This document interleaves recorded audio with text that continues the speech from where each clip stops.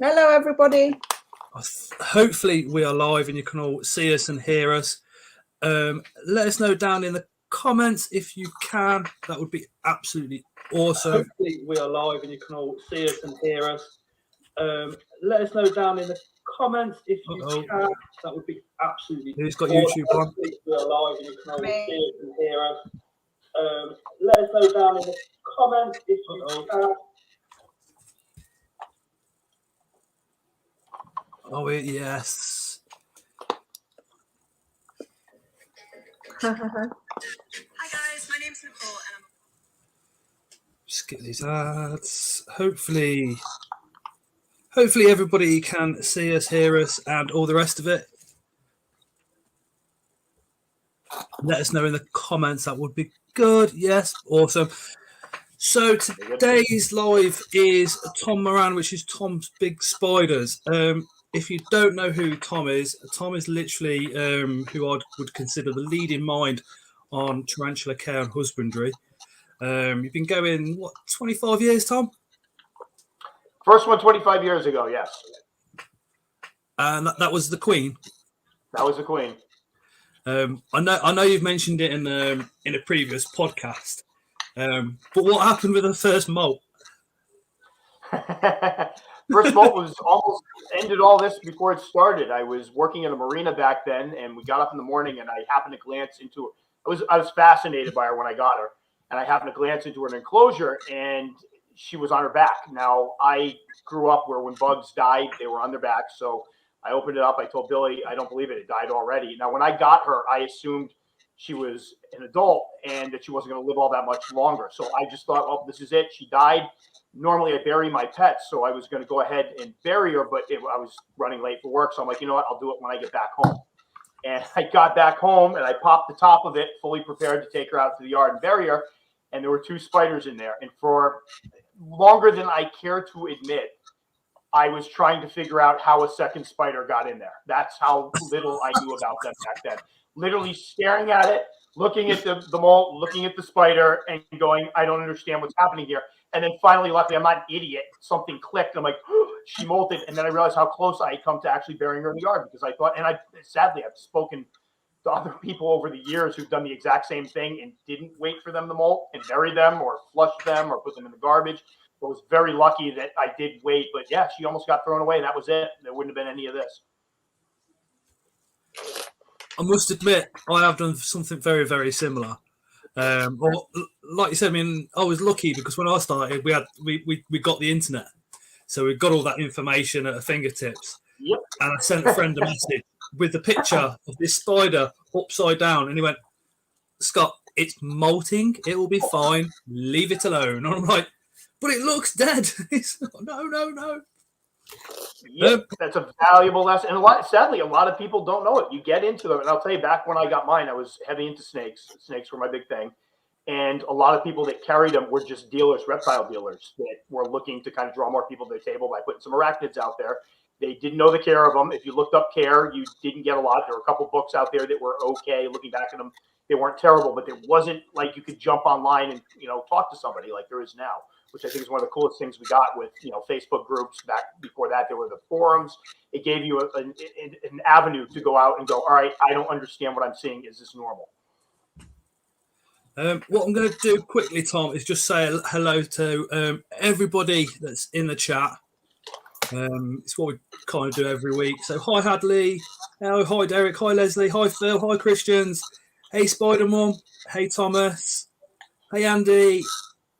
Hey, Spider King. Hey, Jahan. Hi, Andy. Hey, Robbie. Hey, Greg. Hi, Leah. Hi, Russell. Hi, Jackie. Hi, Thomas. Hey, Jackie. Hi, Joff. Hi, David. Hey, Annie. Hey, Russell. Hey, APS. Hi, Joff. Hi, Mark. Hi, Joff. I think I've got everybody. If I haven't, I do. Hi, Amy. I really apologise now. But Tom, let's go back 25 years. Did you ever have an escapee where you actually fainted? I did. Funny story there. I've shared this one before.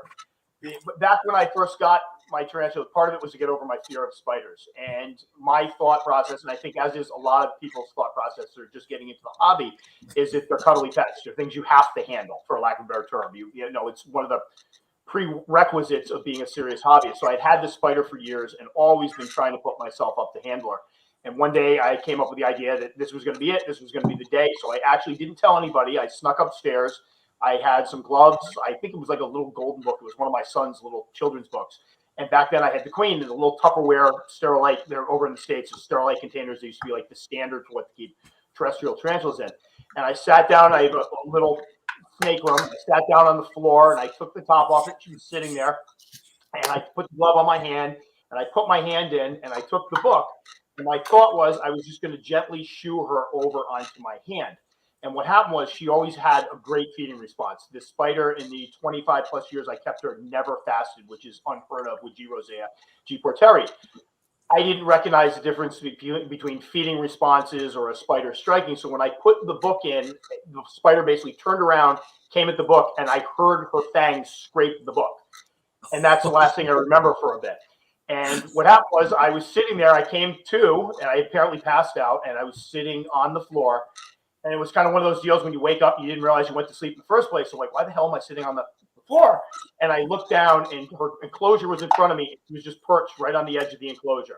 And then it came back to me and I'm like, okay. And I like was shaking and like, all right. So I took the top of the enclosure, kind of shooed her back in, put the top on, sat there for a minute, laughed at myself, came downstairs and immediately told Billy, I just tried to hold the tarantula and she struck at me and I passed out. And she thought it was funny. We all thought it was funny. You know, in retrospect, all she did was she responded to the stimuli. She thought she was getting fed. Every time I opened that enclosure, she was getting fed. In my mind, that almost was my hand. And honestly, it's one of the things I caution people when we talk about handling, that had I been bitten then, God only knows what would happen. Because I can tell you, my knee-jerk reaction when I get hurt is to flick my hand. So she would have went flying. Again, that would have been it. So looking back on it, it's actually very funny. I believe it's the only time in my life I've ever passed out. I pride myself on not being scared of things, but that was just way too much. And obviously, I wasn't ready to handle her because if that was my reaction, then that probably shouldn't have been sticking my hand in there in the first place.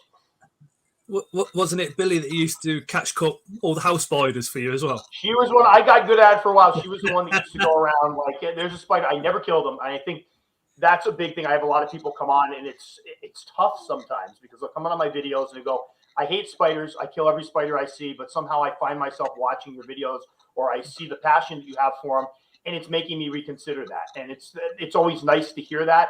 But then I have some people like, I love your videos. They're great. I love seeing the spiders, but I still kill them when I see them around. And I was very fortunate. My old man, we grew up on a farm and he was, on a farm, you're killing everything. It's like all it was animals getting butchered and whatnot. But he had this thing for spiders where you were never allowed to kill spiders. Like you found them somewhere in the barn, you leave the spiders alone. That's what they're there for. If they were in the house, if they were in a spot where they weren't bothering anybody, he would just say leave them. If they were in a spot that they could be like in a shower or something, he'd come in, take them out. Usually he'd just catch them with his hand and move them and put them in the basement or something. So that kind of stuck with me growing up. So even being terrified of them, and I was terrified of spiders. I mean, I passed out trying to hold one. That's all there is to it. Back when I used to look at pictures of pokies online, that was the last spider that I would see pictures of and kind of have to, like, when they would pop up on the screen, I'd kind of look at it and I'd watch people feed them like, oh my gosh, it was a huge fear of spiders. Never killed them though. And so that's one thing now I try to, with people that I know, trying to get them over that. A lot of people are scared of them. A lot of people, unfortunately, find them to be disgusting and they're terrified of them. And what do humans do when they're scared of something? They kill it. But hearing people now, a lot of people that I work with will now call me if they have a spider in their classroom and go, can you move this? The other day, I was sitting in the office right before break and I get a call down to the room I'm at, and there's a bunch of teachers there. We're all chit-chatting before the break. One of them comes running in. They have an emergency. And I'm like, what? And they're like, they have an emergency up in the conference room. There's a big spider. They want you to come up there and get it. So I ran up with the paraprofessional I work with, and we went up, and I'm like, I don't have a cup. We walk in the room. He finds a cup. It's a big wolf spider. We end up popping it and bringing it home to my house. So it's been kind of cool watching people that hate them, loathe them, revile them, start to change their minds a little bit. I've got my best friend. He was petrified of tarantulas, and to this day he can't work out what the fascination is. You know, why I've got so many, why I've even got more than one. But I keep my collection in the kitchen because it's only there in the house that I can guard off from the children, because we've got a 3-year-old. But he used to stand literally at the door, and I used to go over to him when he used to come round. Now he'll come in here. Just heard about Money Body. And he will come and have a look at the collection. He's got a bit more interested because his surname's Marshall, and we've got the Marshelli. So he does think that's now the coolest thing ever, because it's the same as his surname. But it is quite interesting when you find somebody that's scared, or like you said, just like, it's a spider, kill it. You know, when you can start educating and maybe explaining how, like, the Mexican red meat will not kill you, like it shows you in the films. I think films have got a massive part to play in the general population kind of fear and perception of spiders. From a very, very early age, we kind of get doctrined into spiders are nasty, spiders are to do with Halloween, spiders are to do with abandoned houses and ghosts and creepy stuff. Don't want them anywhere near me. And it's almost like a learned behavior. I agree. And being a huge horror fan for, since I can remember, those were all the images I saw of spiders. They were scary. It's like when a spider was in a movie, it wasn't, oh, look, it's cute wildlife. It was, oh, this is setting the scene. This is to let you know this place is dangerous. This place is creepy. I agree 100%. I did a podcast a while back on, like, spiders in the media, and that is a big part of it. We are indoctrinated, like you said, very early on to fear them. And it's kind of sad because now I will watch movies with spiders in them and laugh at them and recognize how silly it is what I'm seeing. But back then, I didn't have that background knowledge to lean on. It was, that's the truth. If a B. Hemorrhoei bites somebody, they're going to die because that's a big spider. It's funny because we're just, with Christmas going on, we watch Home Alone all the time with the AC Monty in it. And when I was a kid, I was telling my wife that scene where they take the spider and put it on Daniel Stern's face and he screams. I had a hard time watching that as a kid. That was one of the most horrific things. Like, give me Jason, Michael Myers, Freddy Krueger, all that. That spider on that guy's face was the most horrific thing I've ever seen. Now I watch it and all I can think of is, God, good thing it didn't kick hairs in his eye. It's that level of, you get it now. You get that they're harmless. That spider's a fantastic actor. He did a great job, although it got tossed around a bit in it. So I think you're 100% true. A lot of us grew up with relatives that are arachnophobic. My mom is deathly afraid of spiders. Every year I joke that I'm going to give my father some tarantulas for either his birthday or for Christmas. And she never allowed them in the house when I was there. She will not let him have them. He's like, he loves breeding animals. He's looking at it like, oh, this could be fun. She won't let him have them. She'll buy me gifts for Christmas that have tarantulas on them. And she'll be like, I hope you understand how scary it was for me to order this. But I grew up with her and saw that. I saw it in the movies. Luckily, I had my dad as kind of a count. My dad would just pick them up, no problem. But that got ingrained in me. So it was very tough. It took me years to get over that fear of them, to the point, even, getting into the hobby and starting to keep slings and slings, they look so much like the little house spiders. Those started to freak me out more than the bigger spiders at one point. And I was questioning, like, what is happening here? Because I'll have this 6-inch spider that I really have no fear of. It just looks like a big fuzzy 8-legged hamster. Yet this little sling is scaring the heck out of me. So it's interesting to go through that. And I think with a lot of people, it has been from day one. They've been taught to be afraid of them. They're taught they're bad. I just posted something up with widows. I've had a couple of people come on. They're terrible. They can kill you. No, they can't. If you watch the videos and listen to it, I explain that a little bit. It's so ingrained in us that it's, like you said, your friends looking at you like you're crazy. I know that. I'm very cognizant that when people find out how many spiders I got over here, they look at me like a madman. They make jokes about being on quarters. And I'm used to it. But I've gotten pretty good over the years at going, yep, I am. I get it's weird. My big thing is I tell them I have 4 dogs and absolutely adore my dogs. And somehow that makes me a little more normal and human. And then they're a little more, likely to listen to what I say after that. But it takes time to change people's attitudes. Rarely have I had an instance where I'm talking to somebody, they say they hate spiders, and they walk away and go, I'm glad we had this conversation. I get it now. I'm going to get some, or I'm going to treat them more carefully. Usually it's over time. And you start hearing, hey, like somebody I work with was like, I just want to let you know, I got in the shower the other night, and there was a spider in there. And normally I would have screamed or I would have crushed it. And instead, I had my husband come in, take it out, move it out of the shower. And I'm like, thank you. I really appreciate that. So again, it's tough getting people to see them the way we do. But when I was growing up, if there's a spider in the house, Mum would panic, stepdad would go and get the slipper, and it'd be just bang, gone. Yep. A lot of people in the chat are talking about arachnophobia not doing the hobby much good. Although Rob is talking to, he says that's actually huntsmen that were in there. A little huntsman, a few huntsman, I think. But there is one spider. Even down to the old classics like Indiana Jones. Yep. Oh God, Indiana Jones. Ugh. You know, even the likes of I'm a Celebrity, get me out of here. It's still creating that bad image, isn't it? What was the one Paul Rogan used to do? Fear Factor, was that it? Fear Factor, yes, Fear Factor. I stopped watching that because it's funny. Like I started feeling like a tree hugger or something because it was like the insects and stuff was like, this is ridiculous. This is just perpetuating that idea that they're to be feared. Just everybody in the comments. I will get to your questions and stuff just a little bit later on. So I am kind of scanning through them. I can't keep up with all of them just yet. So just bear with us. We'll come around to you lot a little bit later on. I just didn't want you lot to think that, you know, I'm just completely ignoring you.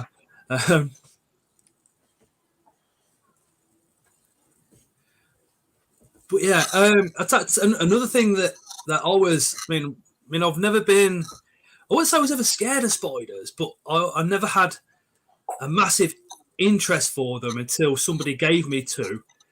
And they gave me two because, I mean, I was heavily in addiction and I come out of addiction and somebody gave me two. And that just changed my focus from messing around and all that bad stuff just to, whoa, what do I do with these? So I went off research and all the rest of it. That was an Aphnopalma Shacklades and a Lazadora Parabama. I kept those for, I think it was about a year. I then moved in with the missus, and as you can see, it exploded.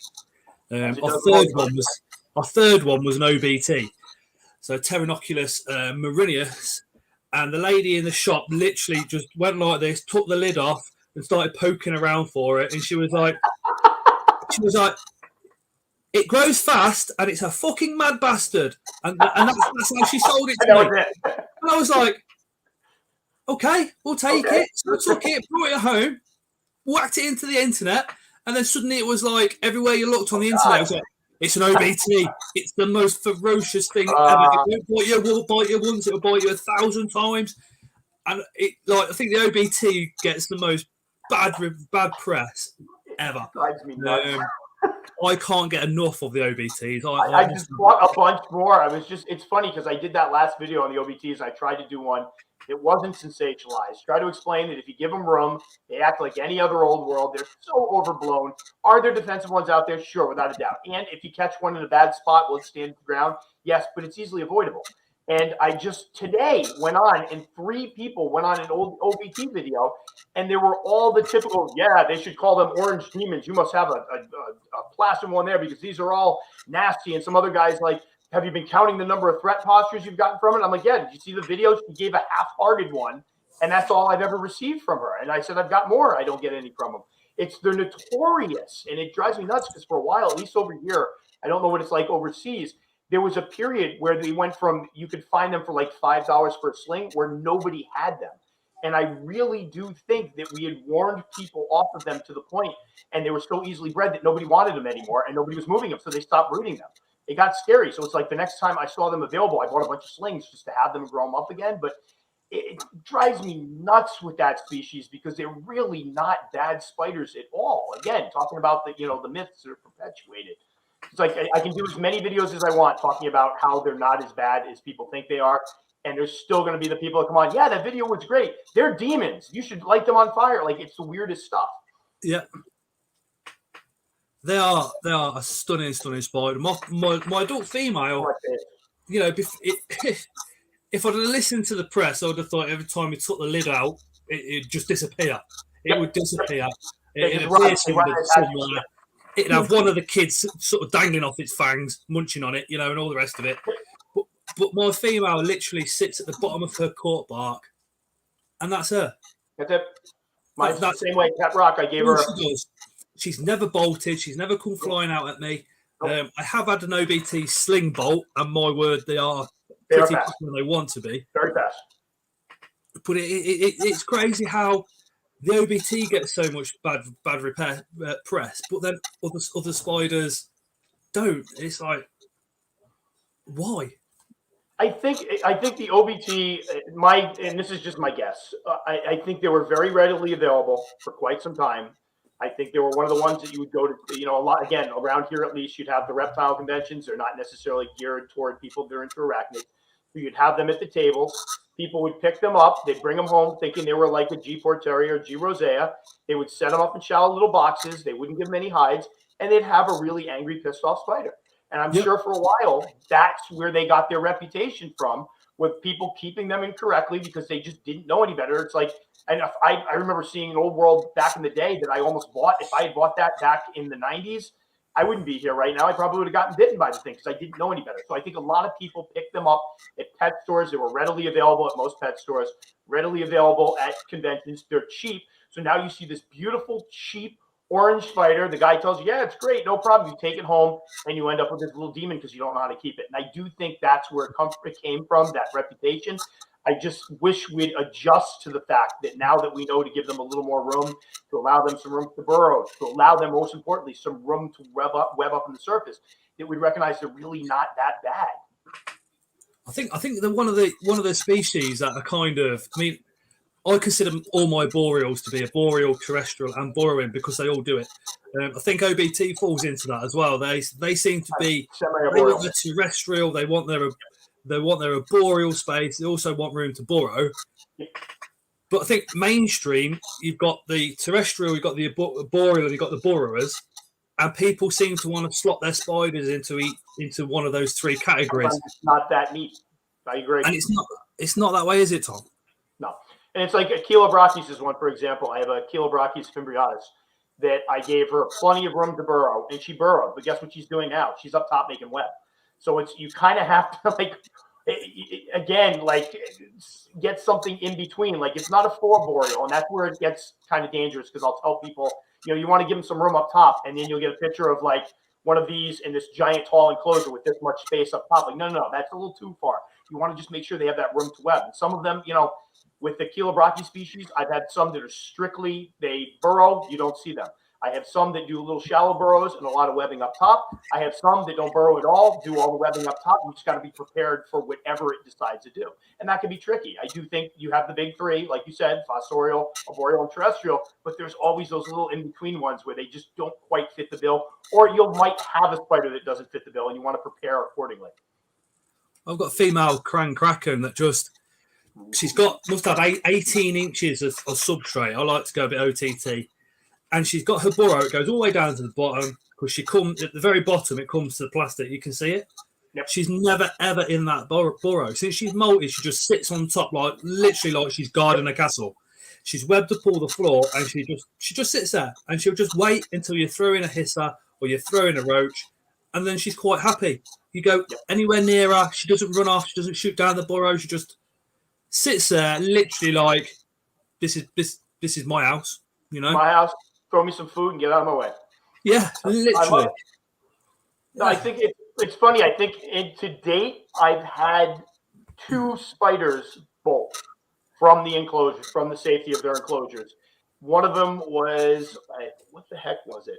One of them was my pumpkin patch. Those are notorious for it. I had one that had a little burrow. He bolted out, ran around, and I had to cup her. The other one was a T. gigas that was actually in her burrow. She had webbed up behind some cork bark.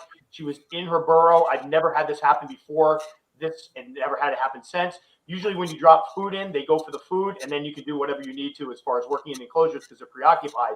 She ended up, I dropped the roach in. She didn't even care about the roach. She came right up to the top of the thing, went boop, right out of the enclosure, down on my foot, and raced across the floor. But besides that, the majority of them, if given the room, if given the space, they're not going anywhere. They're going to retreat into their burrows and hide. They don't want to fight you. They know they're not going to kill you. It's typical. I mean, you look at pictures of tarantulas, especially more so on Facebook than anywhere else, and they're always in their threat pose. And it's always like, oh, I've got this angry tarantula, and it's like, yeah, you've put an adult female in a very small enclosure. It's not going to be happy. It's going to be pissed, and it's going to want to eat you because it wants to find somewhere a bit better. But then, unfortunately, and this is where I struggle with the whole YouTube thing quite a bit. People love that stuff, and it gets views. You can sit there and put what's gonna get more views. Look at my upset tarantula because I kept it incorrectly, or my vicious tarantula is trying to take my face off and kill my family. All of a sudden, you've got a bunch of clicks, people coming on. They see that, they think that's what they're about, and then they end up on my videos going, "I don't understand." People ask me if I froze my spiders before I do rehousings because they're so calm. Do you chill them out? Do you give them something? Do you drug them? I don't understand why they're so calm. It's calm because I'm treating them with respect. I don't have them in tiny little cages that I can then go ahead and try to take a bolus out, and there's so little room that the tarantula goes nuts because I'm in its territory. So it's that's another thing. A big issue I think we have is how, as a hobby, we portray them. People look at us. You can pop up a YouTube channel, and you're suddenly, people will come on. As far as they're concerned, you're an expert. And if you're showing that you're an expert and all of your tarantulas are BS crazy, then they're going to start to think, well, this guy knows what he's doing and his are nuts. So how can I keep these? And it sucks because it really does create that, like you said, that stigma. It perpetuates that stigma. And then people like you and I got to try to explain that they're not really that bad if you give them room, if you treat them correctly. I think it does my head in when you see, like, you know, oh, I'm feeding my tarantulas blue worms, or my angry tarantula escaped.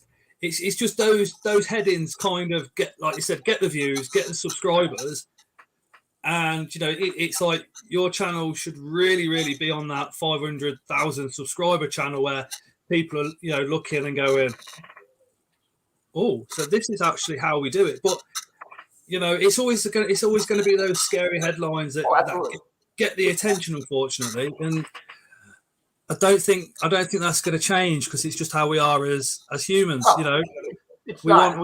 I think our goal is just to try to grab as many of those people as we can over time, and we do. And I get a lot of them that say, "Hey, I started here watching these, and I got heavy into the hobby, and went, oh, wait a minute, you actually make more sense," which is great. That's what I'm here for. But I agree completely. We're not ever going to win that battle. People ask, you know, are you ever going to hit those high counts? I don't know. I don't think I'll ever get the high, and I'm fine with that because it would be, I can't imagine what it would be like trying to keep track of all those comments.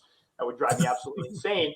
And B, I'm not here for people that are looking for a cheap thrill. I make that very clear. I'm not trying to be boring by any stretch of the imagination.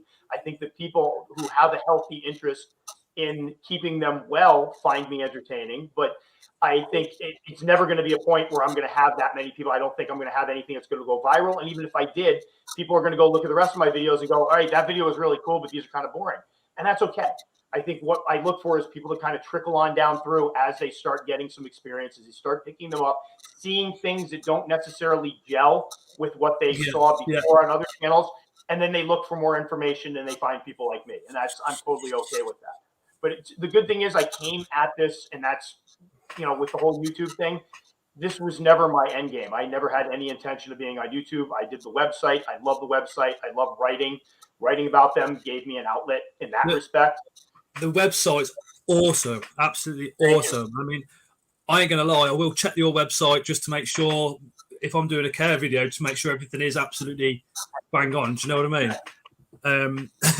So I do steal some of your information from time to time. No, please do. That's what it's there for. It's a rep. I always, when I got serious about it, when I realized people were actually finding it and reading it, which was weird, then I was like, all right, this is serious now. I got to make sure I am on point. I have a rule. I won't put anything in print or anything in a video that I can't back up or that I don't have experience in. And so that's what it's there for. I love when people come on. I mean, I'm not doing this. I have a job. I love my job. This is fun for me. This is an extension of a hobby. I enjoy teaching. I enjoy being creative. So in writing, so the website gives me that. The YouTube videos, I get to be a little creative with the videos and whatnot. It's all part of the fun of it. Where I get the, you know, my payment, so to speak, is when, like today I'm answering comments. Somebody goes on, man, I've been watching all your videos, listening to your podcast. This has really helped me get into the hobby. It was confusing at first, and now I feel like that I'm comfortable and confident and can go forward. That's the type of stuff that kind of feeds me and makes me want to do this. we have literally got so many people saying that they watch your videos before they watch anything else for husbandry and stuff. I really appreciate that. Andy's been commenting a lot, Andy Mundell, saying how much your channel sort of helps him. And he's just said, keep it up, Tom. Thanks. Thank you, Eddie. Love how passionate Tom is. I think Tom's videos are a reference point for so many people. Tom Moran is a man. And then we've got Michael.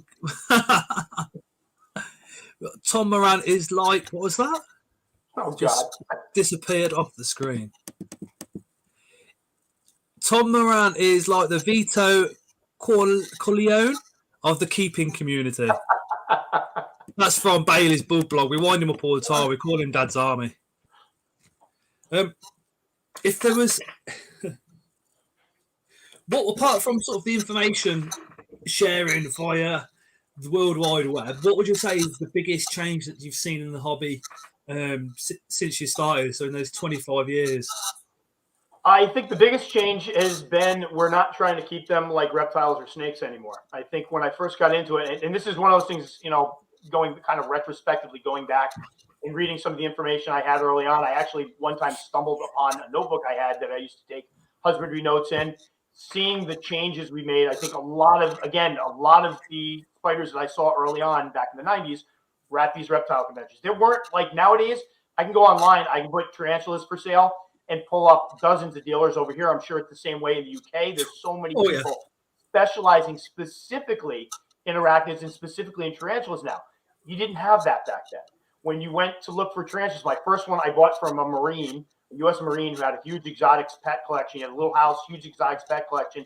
He'd collect all these things. The second one, my AC Monte, I picked up from a reptile expo at a table that was selling mostly snakes and reptiles. I think back then, that's where you get a lot of the stuff that's still around. We still talk about the ideal humidity, ideal temperatures. Back then, when you bought a setup for a tarantula, you bought a 10-gallon aquarium. You bought some vermiculite or stones or marbles or something for the bottom because nothing makes a spider pop like a bunch of marbles and stones. You would have your heat lamp or you would have a heat rock and you would have a water dish with a sponge in it. And that was the information you got from just about everybody that you looked at or talked to about how to keep them.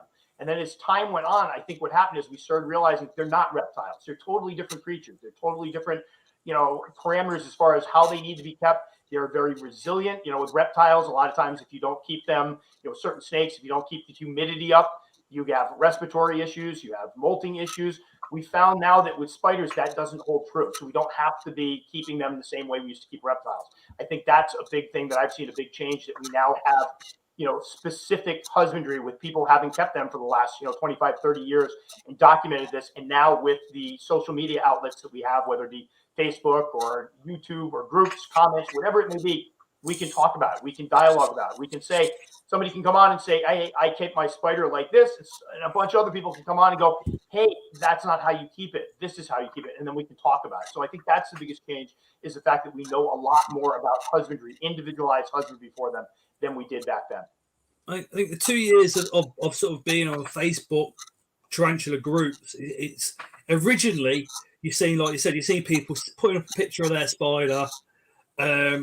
You know, let's say it was a chili brachis, just for, you know, for the sake of it, on this much substrate, and then everybody would be like, that's not enough substrate, you're bad keeper, rah, rah, rah, rah, rah.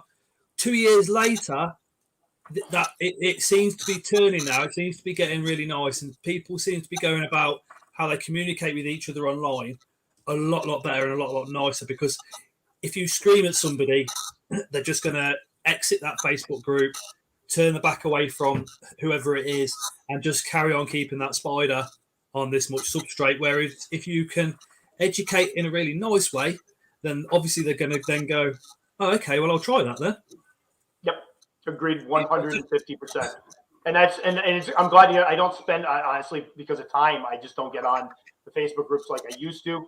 Back, you know, a couple of years ago, like you said, I think a lot of the people that navigated from the Facebook groups were the same ones that left many of the forums.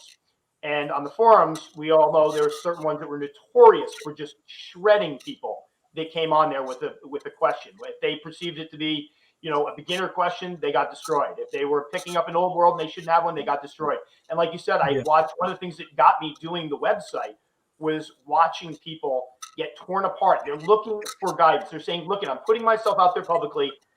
Here's my setup. Could you help me? And people just, didn't you do your research? Didn't you do this? Look at that. And then the people would just sign off and you'd never hear from them again. Like you said, they're not going to go and make those changes. It drove me nuts because a couple of times people would refer to themselves as teachers on there. And I'm like, if you're teachers, I feel absolutely terrible for your students because that's not teaching. Teaching, you can't do it. If the kid comes up, raises their hand, and you say, it's 2 + 2, and they say 6, you go, what are you, an idiot? We went over this like 30 times. Aren't you paying attention? Guess what? That kid's just checked out of your class and for school. You have to be able to, okay, no, I hear what you're saying there. I kind of get what you're thinking, but look, this is how we do it. And you go into, you got to be nice about it. You got to, you need a little sugar when you talk to people like that. They want to feel like they can put themselves out there or they're not going to do it. So I'm glad to hear that. I honestly haven't. Billy's on the Facebook groups a lot more than I am. She's kind of my eyes and ears when something goes on. And sometimes she'll be like, hey, you want to check this one out? A lot of times I don't, because people kind of piss me off with the way they treat each other. But I tend to get the bad ones when something blows up. And she's like, look at this. They're going on this poor person here. And I see those. It's good to know that people are finally, again, people will be people. I think with any hobby, you're going to get ones that, I don't know, maybe they don't have very great lives where they feel like they have a lot of control or power over things. So suddenly they get online, they have a little knowledge about tarantulas, and that's their way of feeling good and feeling big and feeling, powerful. Who knows? You could do a whole, thing on this internet psychology. But there are good people out there, and I love the good people that come up and say, hey, you know what? Don't listen to them. Here's why they're so upset. This is what they're seeing. Sitting there telling somebody you should have done the research after the cat's already out of the bag, that's all fine and dandy. It's not going to fix the problem. It's not going to help that spider. How many times, Tom, have you bought a spider from a pet shop or somewhere, somewhere that's not online, and then you've got home and you've gone, right, how do I keep it then? Right, let's go on the internet. I mean, in the early days, I did it every single spider. Because every time I went down the shop, the guy that runs the place would go, oh, have you seen this one? And I'd be like, that's awesome. And there always supplies in paraplastic tubs this big, and it's sitting in the middle of it. And it might want substrate like this. It might want to bore it. You just have to come home, don't you, and get your books out, get the internet out, and then start researching it. I still do it now. Sometimes there's tarantulas that I get in a mystery box or something like that, and I think, I've never seen you before. I'm unsure. Yeah. There was, what was that one? Is it the Filiogileus species KO lac? Never heard of it. On that one. Never ever heard of it until I got one. Same with the species Mindanao South. Never even heard of it. They come from Mindanao, and I was chatted to somebody that actually lives out there. There's 4 different species, and it could be either of those 4 as well. So that's confuses it a bit more. But you do have to really, really get into that research heavily, don't you? Yeah, and I think, like you said, Billy a couple times now has picked me up boxes where I don't know what I'm getting when I open it up. I've done a couple of those. She wants to get me something for my birthday or for a holiday or for Father's Day and wants to get me something cool. The good thing is now I know where to look for the information. I've been doing this a long time. But like you said, website. People are going to go out there and find something. I've had people, and it's funny because they'll apologize. They're like, hey, Tom, I just came back from a show. This guy had this spider I've never heard of before. I know I should have researched it, but I couldn't get good reception on my phone. And now I have it. What do you have on it? I don't get mad at that. It's like you said, it's going to happen. When I do get a little frustrated is when people will email me or message me and they'll be like, yeah, I've been keeping spiders for 4 years. And then they do something really that you should have known better. And then they send you pictures. And then it's like, okay, you may have been keeping for a little while. Wouldn't necessarily say you're keeping well. That can sometimes get frustrating, especially it's like the other day I got one where it was a picture of a collection and every single water dish had a sponge in it. I haven't seen a sponge in a water dish in quite some time, and I've been happier for it. Like that's been a big one for quite some time. And it's like finally people aren't putting the sponges in there.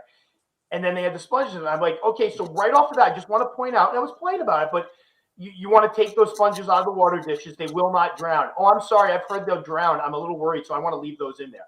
So you do sometimes get that. And that's the one time that, I'll never show it. I try to be polite as possible because this is still somebody I think I can get and bring in and help. But it does get frustrated in that respect that if you've now been in the hobby for a year or more and you're not really doing correct research, that can be problematic. But for folks that are picking stuff up, like you, a lot of people out there, we grab stuff, we see it, we pick it up, and then it's the scramble to do the research. That's one of the reasons I'm here. That's one of the reasons, you know, when people contact me with questions like that, I don't get upset, because that's what I try to be, that one stop. It's one of the reasons I don't want ads on my videos, is because I want people to find the information as quickly as possible. I want them to be able to click on it and go, oh, good, here's everything in a 5-10 minute video. I'm good to go. That spider's going to get set up correctly and hopefully have a good and happy life. I mean, I love your website. Your website's so easy to follow. Going back to the sponges, I think it's because not a lot of people, and you know, I don't mean to offend anybody in the chat, but some don't know what a tarantula's anatomy is. So they assume fangs, mouth, breathing parts. When they go into water, they're obviously going to drown. They don't realise they actually breathe through their back, so to speak. So when they're lying in the water, if you don't know how a tarantula breathes, you are going to possibly think it's going to drown. So I can understand what's going on with that process. But then again, like you're saying, it's down to us to be going on the internet. I mean, there's so much information, it's so readily available. We don't even have to spend money to get it. And it's almost at this point with the sponges, you almost have to work to find things that tell you to use sponges now. It's like we're finally almost done with the sponge stuff, because I'll tell you, for many years, that was my favorite thing, where people would go, you know, send me a picture of your setup, and like, oh, and there's the sponge. And it always took a little convincing to get them to take those sponges out. And sometimes it would be me just panning across my collection with all the tarantulas with water dishes and going, look at, here they all are. I've never lost one to drowning. You know, little slings with little water dishes. Look at this one. Never lost one to drowning. You're okay. Take the sponge out. Usually if you go the bacteria route, that's the best way to get their attention. You start talking about how, think about that sponge is just going to be full of bacteria. Your spider's going to ingest that, and then you're going to have a dead spider. And they're like, oh, I didn't think of that. And then you can usually get them to switch to a more shallow water dish and take the sponge out. I've had the one to drown in, but this is an exceptional case, completely exceptional.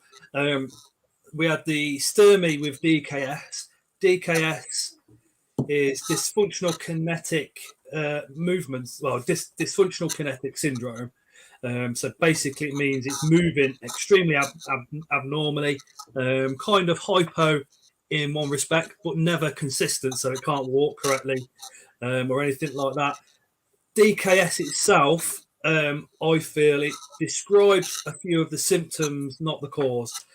But my Sturmy had the DKS quite badly. I was flipping it over with a little paintbrush, drip feeding onto its fangs.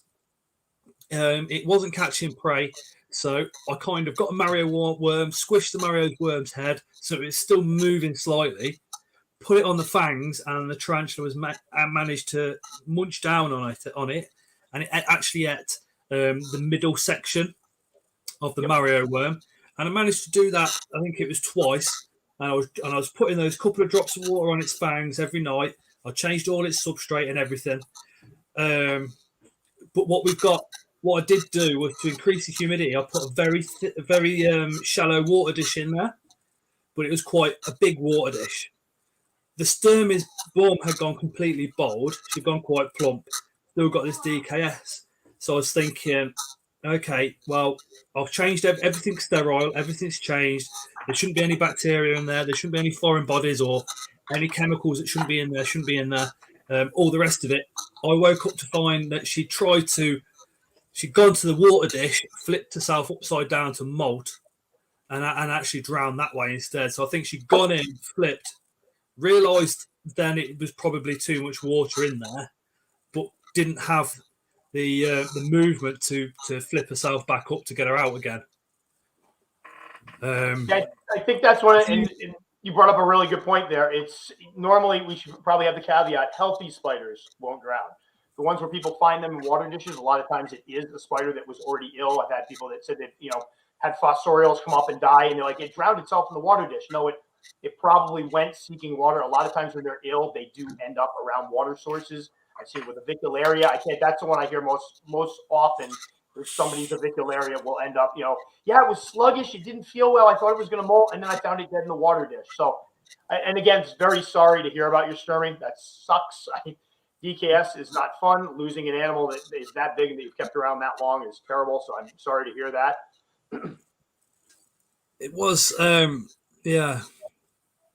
Especially when, like I said, especially when you have to, when you're drip feeding it every day and you can see improvements in that spider every single day, and then that happens. A lot of people don't realise how upsetting it actually is. It pissed me off, and I mean really pissed me off, because I was just like, you know, you've come to me for me to look after you, and I fucked it up somewhere. Something's got in there, because DKS doesn't just happen. It's something that I've done as a keeper that's caused it, is what I think. So whether a chemical had got into maybe one of the compost bags that I buy, I don't know. But you're not getting that early. It's a sinister thing, because like you said, it's symptoms, and which leaves us going, what caused it? What was the issue? I've heard everything from mold. The biggest one is some type of chemical exposure. I think, you know, in retrospect, looking back at the one I had, I put up that video a long time ago. It was the first time I'd ever seen it, one of mine, of DKS. With that one, we were using a flea and tick ointment to treat the dogs. It was one of those ones you put down their spine, like an oily substance. And to date, I think what probably happened is at some point I pet one of my dogs and possibly handled a cricket, gave it to the tarantula ate it, and that's how it ingested the chemical. I know I've spoken to other people. There was somebody that had an apartment, and somebody had roaches or something sprayed in a nearby apartment, and they had 3 other spiders do the exact, it was DKS symptoms. And I've seen ones that look similar that aren't true DKS. This is the completely jittery, couldn't control itself. There was one where somebody was painting a room, an adjacent room, and somebody left the door open and it blew in, and they've had it. So there's a lot of good stuff out there that it is some type of, you know, it can be caused by some type of chemical exposure, whether it be just chemicals or pesticides, herbicides, something in substrate. We had one situation where somebody got it, they had pulled the dirt from outside. Now they were adjacent to a golf course. Golf courses, they treat. They use insecticides. They treat the grass. They do, you know, all kinds of stuff, chemicals there. And his thought process was he had grabbed the soil from right next to the golf course, and it could have been contaminated, and a couple of his got it. So, but the problem is you don't know. There's no way to really know, and it gets in your back of your mind, and it freaks you out a little bit because you see it with one, and if you're like me, you start looking at the rest of your collection, going, what caused this? Was it something that I exposed other things to? Is this, like you said, is it my fault? Anytime I lose something, I start off with what could I have done differently? What did I do wrong? And that eats you away for a while.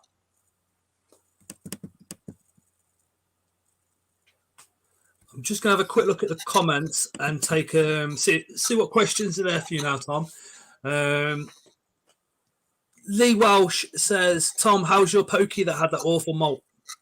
Still trudging along. I ended up putting her recently into a enclosure with substrate. I got rid of we did the paper towel thing for a while. I wanted something I could really raise up the moisture level in.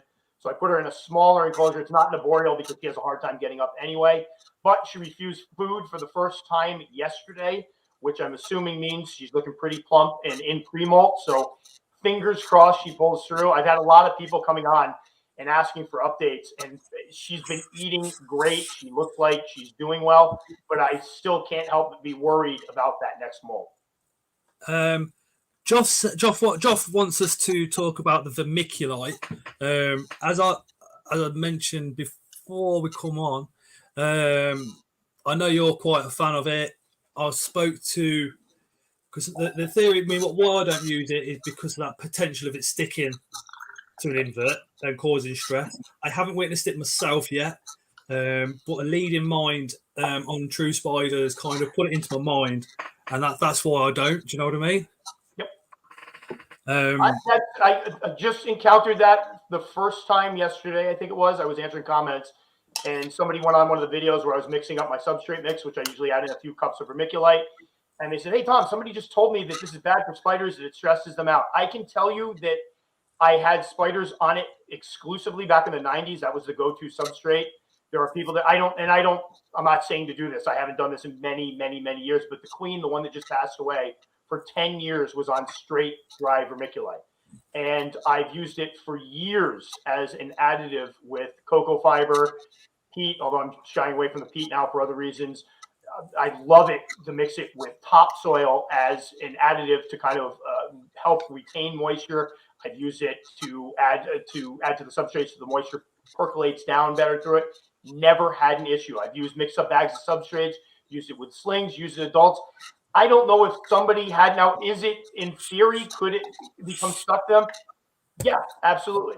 Can dirt become stuck to them? Yes. I have a video out there where I have sphagnum moss that became stuck. That sphagnum moss can actually become stuck to their feet. I haven't heard of any issues to date of that being a problem with spiders. That's a brand new one for me. I mean, I can tell you from years of experience and using it at least for 20 something years, I haven't had any issue with it. But if somebody saw something, it's one of those things in a hobby where you see something and you immediately go, all right, that's it. This is bad, or this is the way it works. And sometimes that's not the case. So I don't know. Again, we talked about before we went online or went live. Maybe it's different for true spiders. I just started getting into the true spiders, and I don't really think I have any vermiculite in those. I've been using more moss and stuff. But again, if people are afraid of using it, mix in some sphagnum moss. There's a lot of alternatives out there. I think I've got a couple of opinions. Spider-Mom 1978. Guys, if you're not subscribed to Spider-Mom, make sure you do so. She says she uses it without a problem. Robert's Talking Teas, I've always used it, never had any problem. Andy says, do you think that keeping tarantulas in enclosure static and in one place is best, or do you think the spider gets too disturbed if you move the enclosure when feeding and maintaining them? I think it's a double-edged sword, that one, isn't it? Yeah, I've had that. It's funny, over the years, if you see the mess behind me, I've been meaning to do a room tour, and I'm constantly moving stuff around. It's a constant. It's like Tetris over here. You find you get to a close, go, this looks better here. Now these two stack up perfectly over there. It's a constant. They don't care. The best evidence I can give you with tarantulas as far as how their minds work, take a tarantula down and drop a prey at them in. It doesn't matter how I've jostled these enclosures around. I've moved. I've had lights on. They're like all freaked out. I drop a prey at them in. They're eating the prey at them. They're not worried about anything else. They don't care. The one thing I would give some thought to is if you have light coming through or one place is lighter than another place, you may find that your spider, that where it is on a shelf, is much more in shadow, and then you move it to a new spot and suddenly it's in light more, and now you have a spider acting differently because it feels more exposed. That's something you definitely want to give some thought to, and I've had that when shifting some of my arboreals around. They're up high. I had one that was very visible, and I moved it to another area, and I suddenly don't see it anymore. Well, that's because it's closer to a light, so the light's bothering me. It's hiding from the light. So that's something to always give consideration to. But as far as moving things around, no, I don't really think it's a big deal. Just have another quick look down the comments, see if anybody else has asked anything. If you've got any questions for Tom, drop them down in the comments. Is there a species of tarantula that you've never kept, Tom, because you've just not been able to get hold of them in the USA, which is still desperate to keep?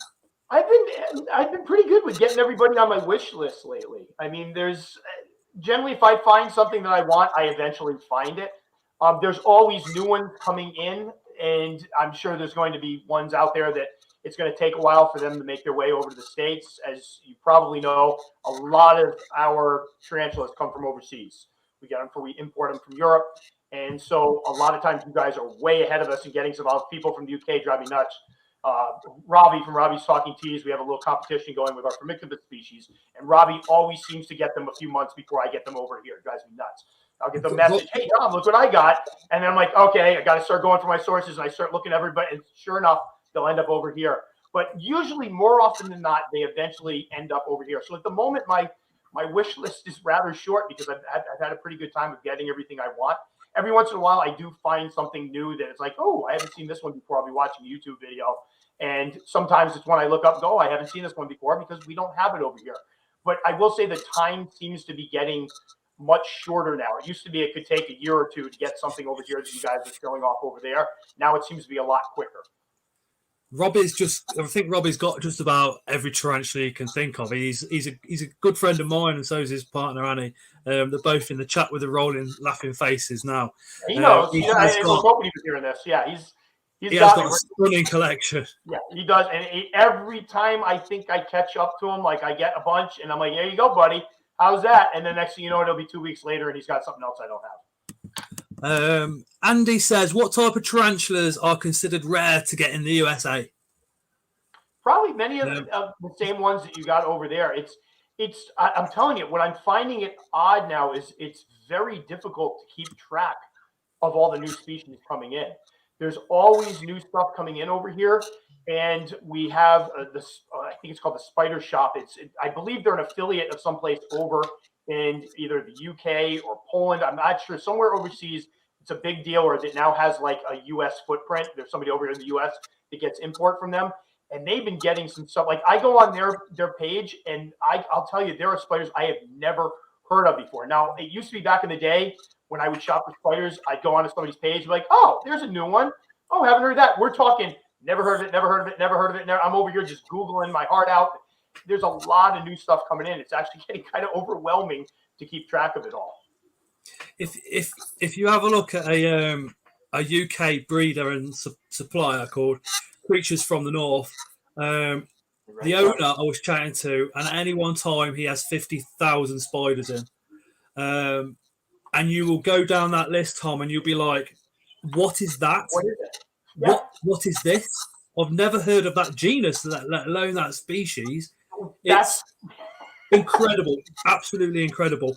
Unfortunately, in the UK, spiders here can be imported illegally very, very easy, and it's very difficult to know who's doing it, who's not doing it. And then obviously, you know, we're not in a position to say you are or you're not, because we don't know. It's all down to the authorities. So that's a bit of an issue. Let me just scroll back up these comments. Lee says, I've recently upgraded my A-gen into a bioactive enclosure. She's destroyed one of the plants. Is there a reason she might have done that? She's left the other plant alone. That's the fun with bioactive enclosures. It's like Russian roulette with the plants. That was my big worry before I got into setting up some of the bioactive enclosures, or at least some of the enclosures with plants in it. Some spiders, they don't pay any mind to plants whatsoever. Formictopus species, I don't think I'd ever try with plant. I'm sure there's somebody out there that's done it successfully, so I'm not saying it can't work. But I have seen those, like with the fake plants, rip the fake plants to shreds. It's just them making the area their own. They're remodeling. And some of them decide, hey, I like this plant. I can hide behind it. It supplies coverage. Some of them will use it for webbing. Others will go, I don't want this here, and they'll remove it. So I've had a P. Sosme right now that had a plant in there with her for quite some time. I looked in she had 2 plants there. I looked in there the other day. She completely ripped out one of the plants, 100% gone. Like every stalk of it completely ripped out, shredded in her closure. So it's just, unfortunately, that's one of the issues with putting the plants with the spiders, is you're never going to be quite sure which ones are going to take it and run with it and keep them there, and which ones are going to decide they don't want it there and rip them out. But I would honestly say your enclosure is probably perfectly fine, especially if you've got a bioactive set up for that species. It's just the spider wasn't really digging the plant. Andy says we've got to do this stream again. It's amazing. He also says, what Panthobetes species would you recommend? And then somebody said the Panthobetes ultramanius, which they are absolutely stunning. Would you consider that to be an entry-level Pantho, or? Yeah, I started off with the Antinous.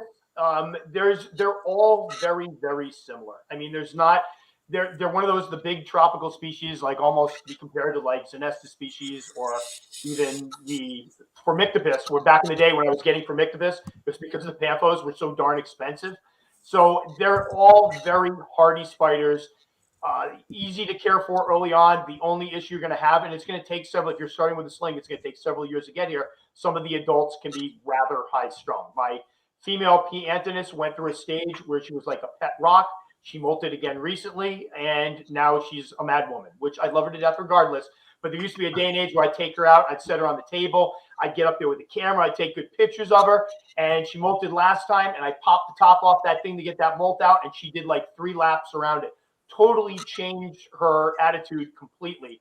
I have the arachnophobia too, the chicken spider, which I'm thinking is probably just another type of Antinous.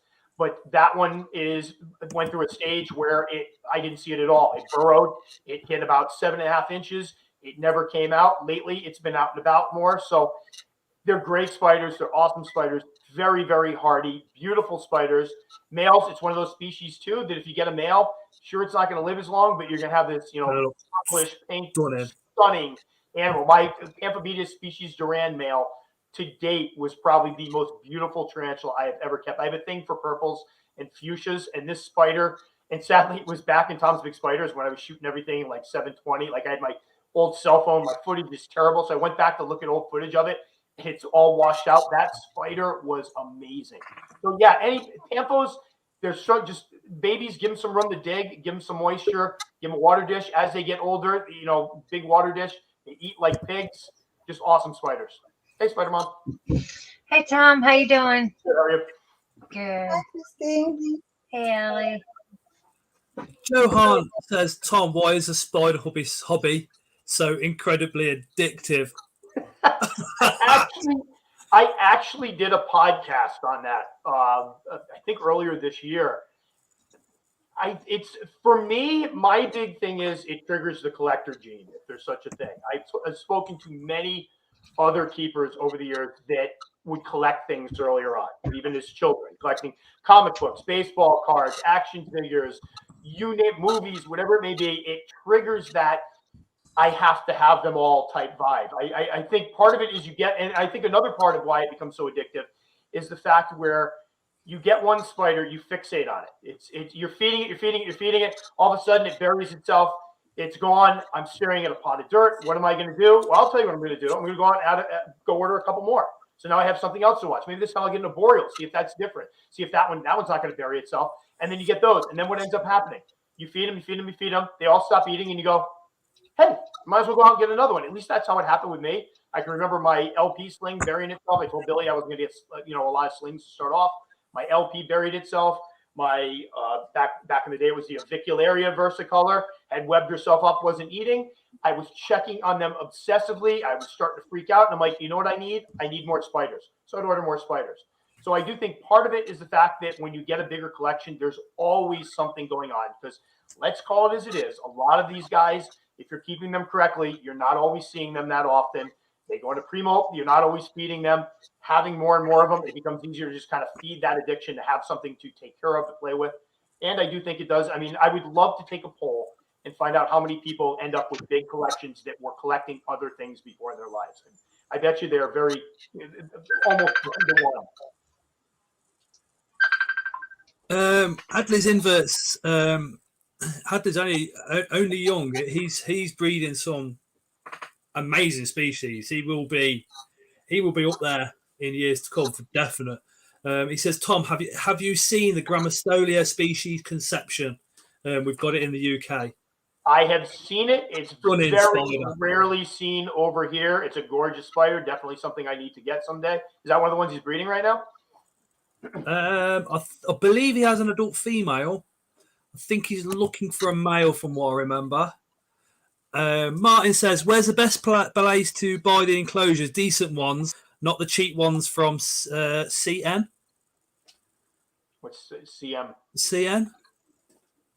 I don't know. It depends. The enclosure thing could be debated forever. It's tough. Like over here, if we're talking about in the States, we have a lot of companies now that are making their own tarantula enclosures, and they're all oddly very, very similar. We have tarantula cribs, make wonderful enclosures. We have primal cages. I've bought a bunch of them. A guy who's been following my channel for years, when he got into it, said, hey, would you like trying some of these out? I bought a bunch of those. There's Herp Colt, I think, is another one. They make very similar acrylic cages.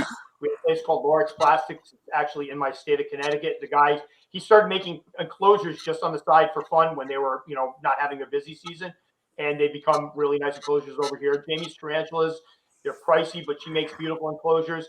It depends, honestly, on what you want and what you're looking for. There's also a lot of glass enclosures, the Exoterras. A lot of people over here like the Exoterras. It all depends on what you're looking for and what you're planning on spending, because they can be very, very pricey.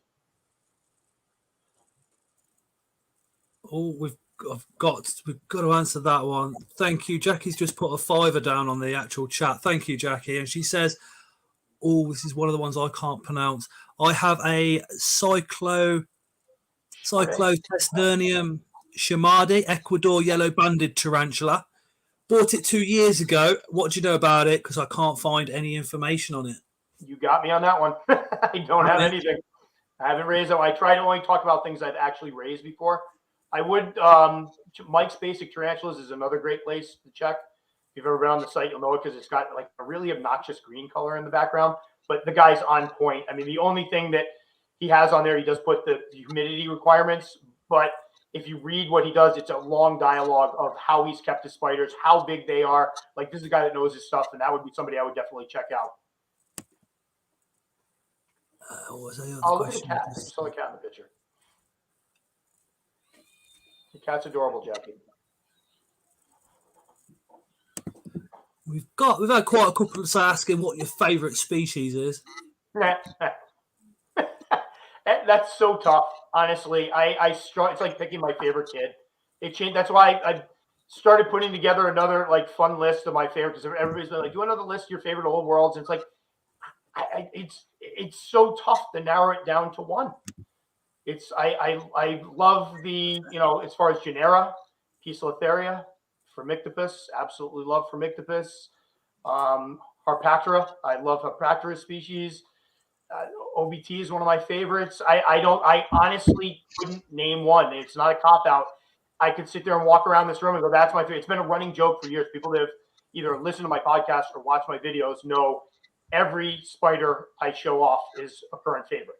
And it's not meant to be like a joke. I'm not trying to be funny. It's just, I love them all. So that would be a really hard one for me to come up with. I get asked it quite a lot. And I say, well, if you take a child into a candy shop and ask him to pick his favourite, he's going to come out with a bag of 200. Yep, and that's the way it is. Possible. Could I say that I've got a Megaphobina robusta, which Ellie gave me, which means quite a lot to me. But like I said, as a favourite, you're a better man than me if you can name one. Because I can't, and I get asked that all the time, and I don't know what to tell people. And I think some of them actually get frustrated because they like, well, come on, you have to just pick one. I can't. I can't do it.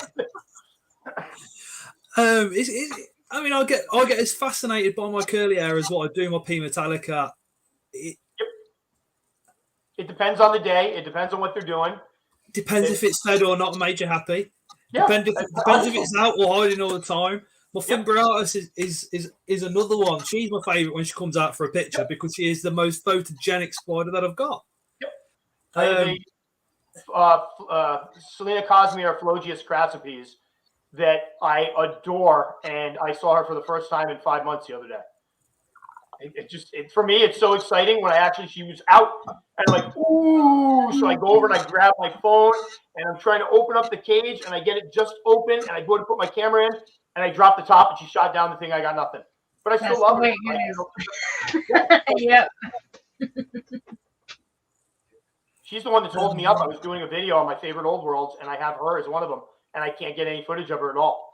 So she's the one holding the whole video up. I got footage of everybody else. I'm like, I am going to wait, and I'm good because every time I do a video, then I finally just go to hell with it. I'm going to post it. I couldn't get any footage.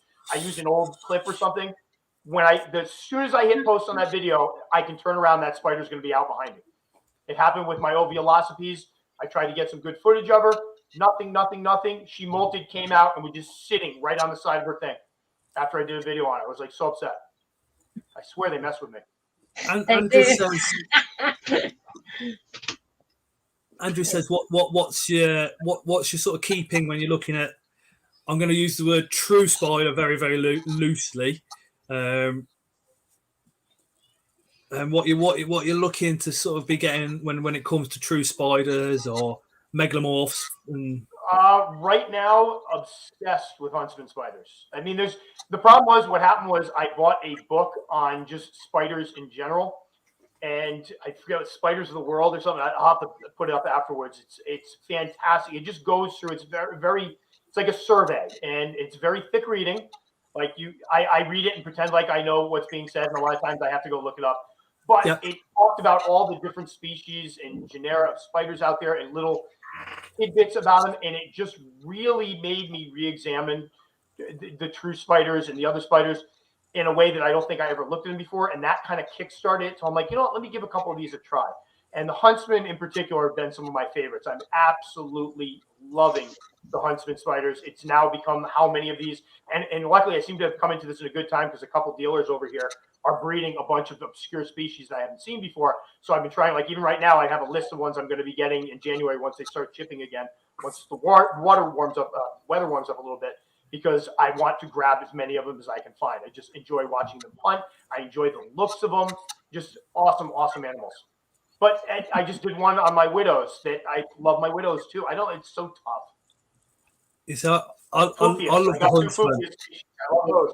What's that? The huntsmen are awesome. The Heteropoda, David Bowie, the Cameroon crab spider, which I can't remember the Latin name off the top of my head. One of my favourite ones you guys have got, which is the Hogna Miami. I absolutely adore that spider.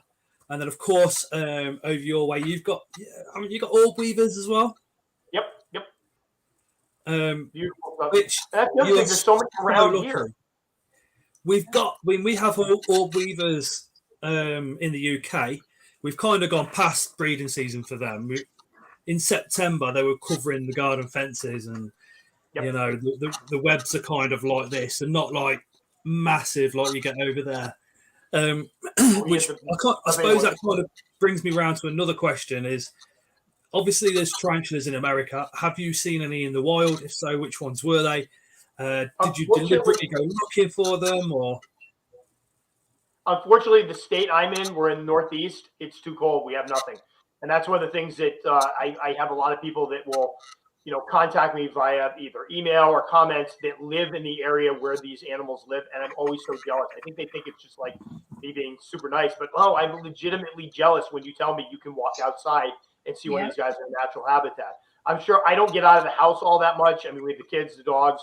Someday I would love it. Bill and I have talked about maybe someday going out to the west and seeing if I can, find some of these in their natural habitat. It's just not in the cards right now. But yes, I would love, that would be nothing more thrilling for me to actually see one of these guys in the wild after keeping them for so long. Would you? Well, you're in Connecticut, aren't you? Yep. And where are you, Spider-Man? North Carolina. He's north of me. What's the temperature differences between you guys?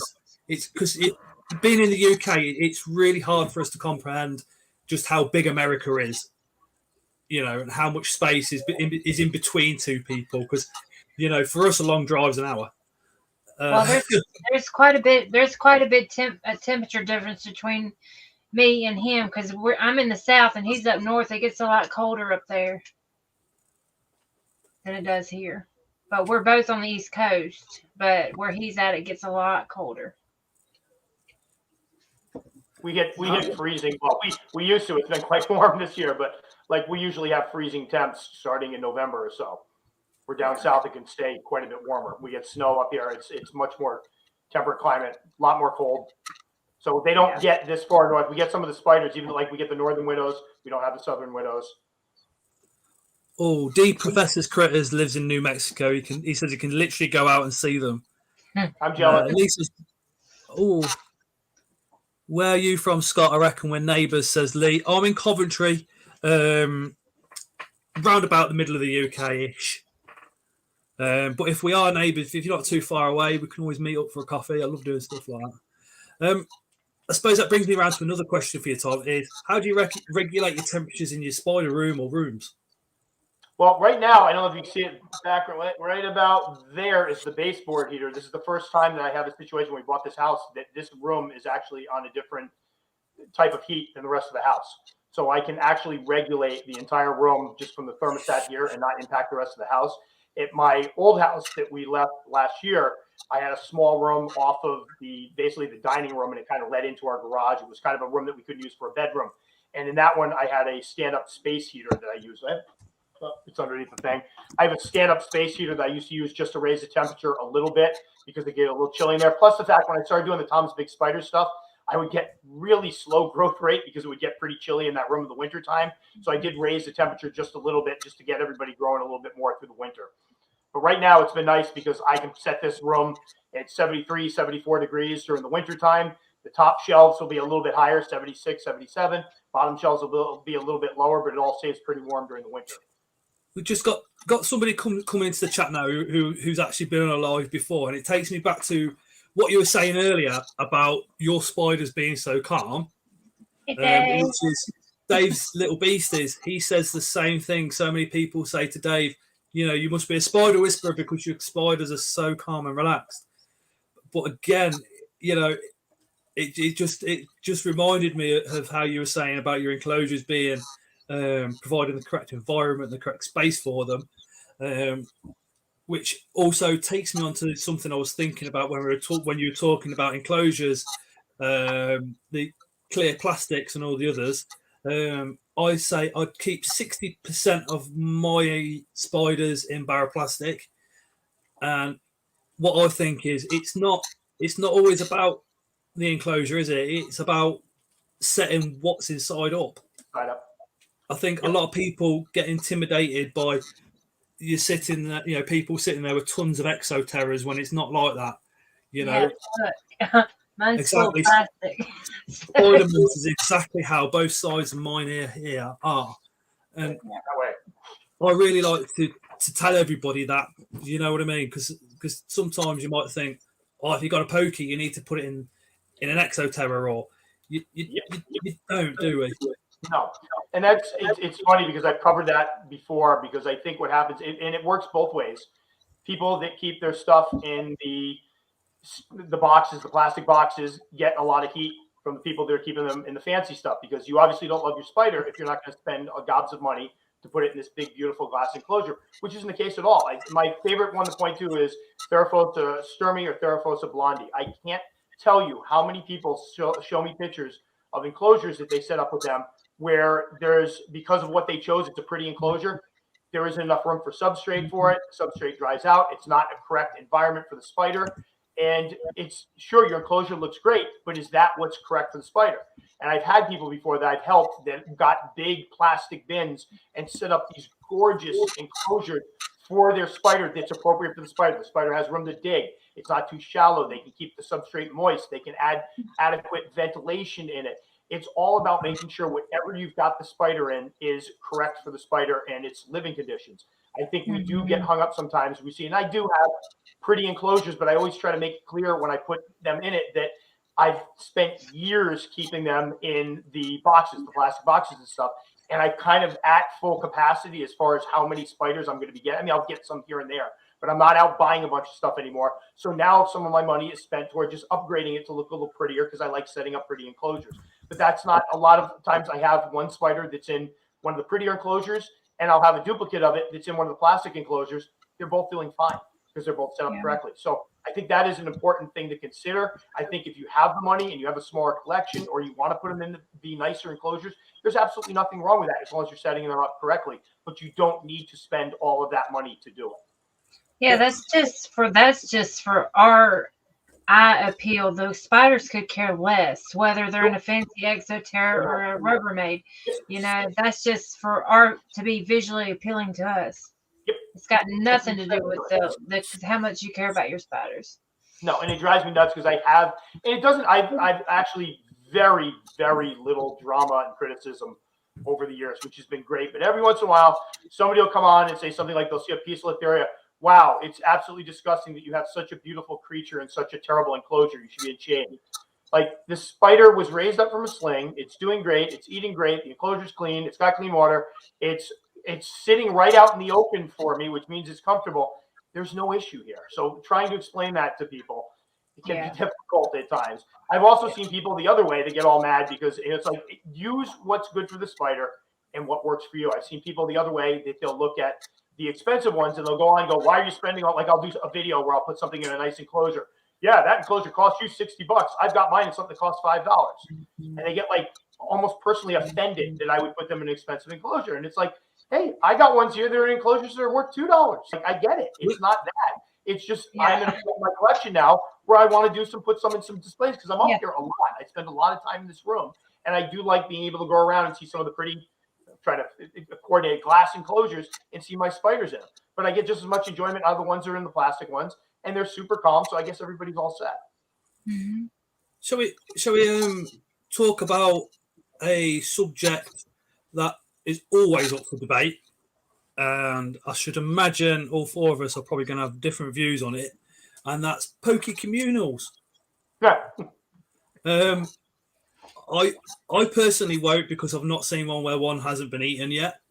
Although I am a hypocrite because I have a Balfouri communal and 4 have gone missing out of that so far. What do you think, Tom? Because I know you've had. Have you still got your I did it. I did it with the Poecilotheria metallica, and there's a big part of me that regrets it. How do I put this? My big thing is, unfortunately, people emulate what I do. And when I did it, it was kind of to see, because with the Balfouris, when I started with my Balfouri one, there wasn't a lot out there on them. And I read a lot of compelling evidence that this was above and beyond just spiders that will tolerate each other. I've read a lot of neat things by people that have kept them that seem to think they thrive that way. So I had a lot of good information that told me this was going to be successful. And again, I think a lot of times it is successful. I have seen evidence that they can get along. On the other hand, with the pokies, I hadn't seen a lot of conclusive evidence that it's good for the long term. And to keep them communally, you have to force a situation where they're kept in close proximity with each other. You're kind of forcing them into cramped conditions. And it seems to be when they are forced in cramped conditions, many species of Poecilotheria will indeed tolerate each other for quite some time. Now, back to your point about one going missing, that seems to be the inevitable outcome of the pokey communals. At some point in time, they do get tired of it. Somebody molts, another one's hungry, whatever it may be, and they start going missing. With mine, I did end up losing one that it wasn't in there, so somebody ate it. It was what I thought was a mature male. I was watching it. The male molted. A couple of weeks later, it was gone. I have since separated mine, and I did a podcast where I talked about the fact that I'm glad I did it, because I did see some cool stuff. I did see some situations where they, argued over food a little bit, and one of them took the food. They didn't kill each other. I did see, several spiders grow about 10 times faster than the P. metallica I kept by itself. But then again, I did see ones that were runts. I have one over here now that I got from the other ones are all about 5.5, 6 inches. There's one over here now that has just hit 2 inches. Total 100% runt. Weirdest thing ever. I think my biggest issue is a lot of people saw me start one and didn't see the outcome of it and just went, okay, Tom's doing it, it's okay. And they started doing it. And next thing I know, there were other people going, hey, I couldn't get P. metallicas, but somebody had P. regalis. And I couldn't get P. regalis, but somebody had these. And then they were just trying it with everything. So I do kind of regret that, because I think a lot of people went out there and gave it a shot. And I did hear a lot of stories of ones going missing and it not going well. So I won't do it again. When people ask me about it, I'm very honest and say I wouldn't do it again. Like I saw some cool things, but ultimately I lost the spider out of it and it wasn't worth it. I think the positive from that, though, is you've done it for all to see, and then you've said, I've tried it. Nobody else now needs to try it, because I've also proven that it doesn't work. Dave's little beast says the communals are all fine until the females mature. Then that's the point where we need to be looking at separation. So I had mine. They were mature for a while, and I'm like, the thing is with the Balfouris, I'm looking at them right now. I never have any concerns over them at all. I love my Balfouris. They've been great. Obviously, there are cases, and you're going to be one of them. And I just did a podcast where I talked about the fact that there's going to be failures. There's going to be situations with any animal you keep together. You can have a group of dogs. Dogs are known to hang out and be together. You can have dogs that fight, so it's going to happen. But I feel comfortable with Balfouris. I think the thing with the metallicas, I never felt completely comfortable. I was checking them constantly, and I've been told when they mature, it gets iffy. So they're now all separated, all living happily by themselves. Going back to the fears, a good friend of mine, Mark the Spider Guy, is in the chat, and he was petrified of centipedes, and I mean, like crazy. And he's literally just mentioned that he's rehoused one. So nice one, Mark. Well done. Congrats. I was the same. I was the same with centipedes. I absolutely could not stand them. I hated them. My friends used to send me pictures of centipedes on Messenger. I had to get Tara, my other half, to come and delete them off my phone. And then we come to a show in 2019, and there was this big Dahani for sale for some. I think it was only like 15 quid. It was marked up as Substrate, and I thought, you know what, I'll just get it. So I did, and I was petrified of it. It was sitting next to me in the van on the way home, and every 2 minutes I was like, that lid's still on, yeah. So And now I've got like 6 or 7 of them because I find them absolutely phenomenal. I mean, if these centipedes were a meter long, the human race would not exist. They are an nope. apex predator. Yep. Absolute. The speed, the strength, and the agility of them are just mind blowing. Absolutely mind blowing. You see a centipede on its back, and you think, yeah, it can't reach up here, and the centipede will just go whoop. Yep. Right up. And from personal experience, baroplastic tubs, not a good idea for centipedes because they pop the lids off them.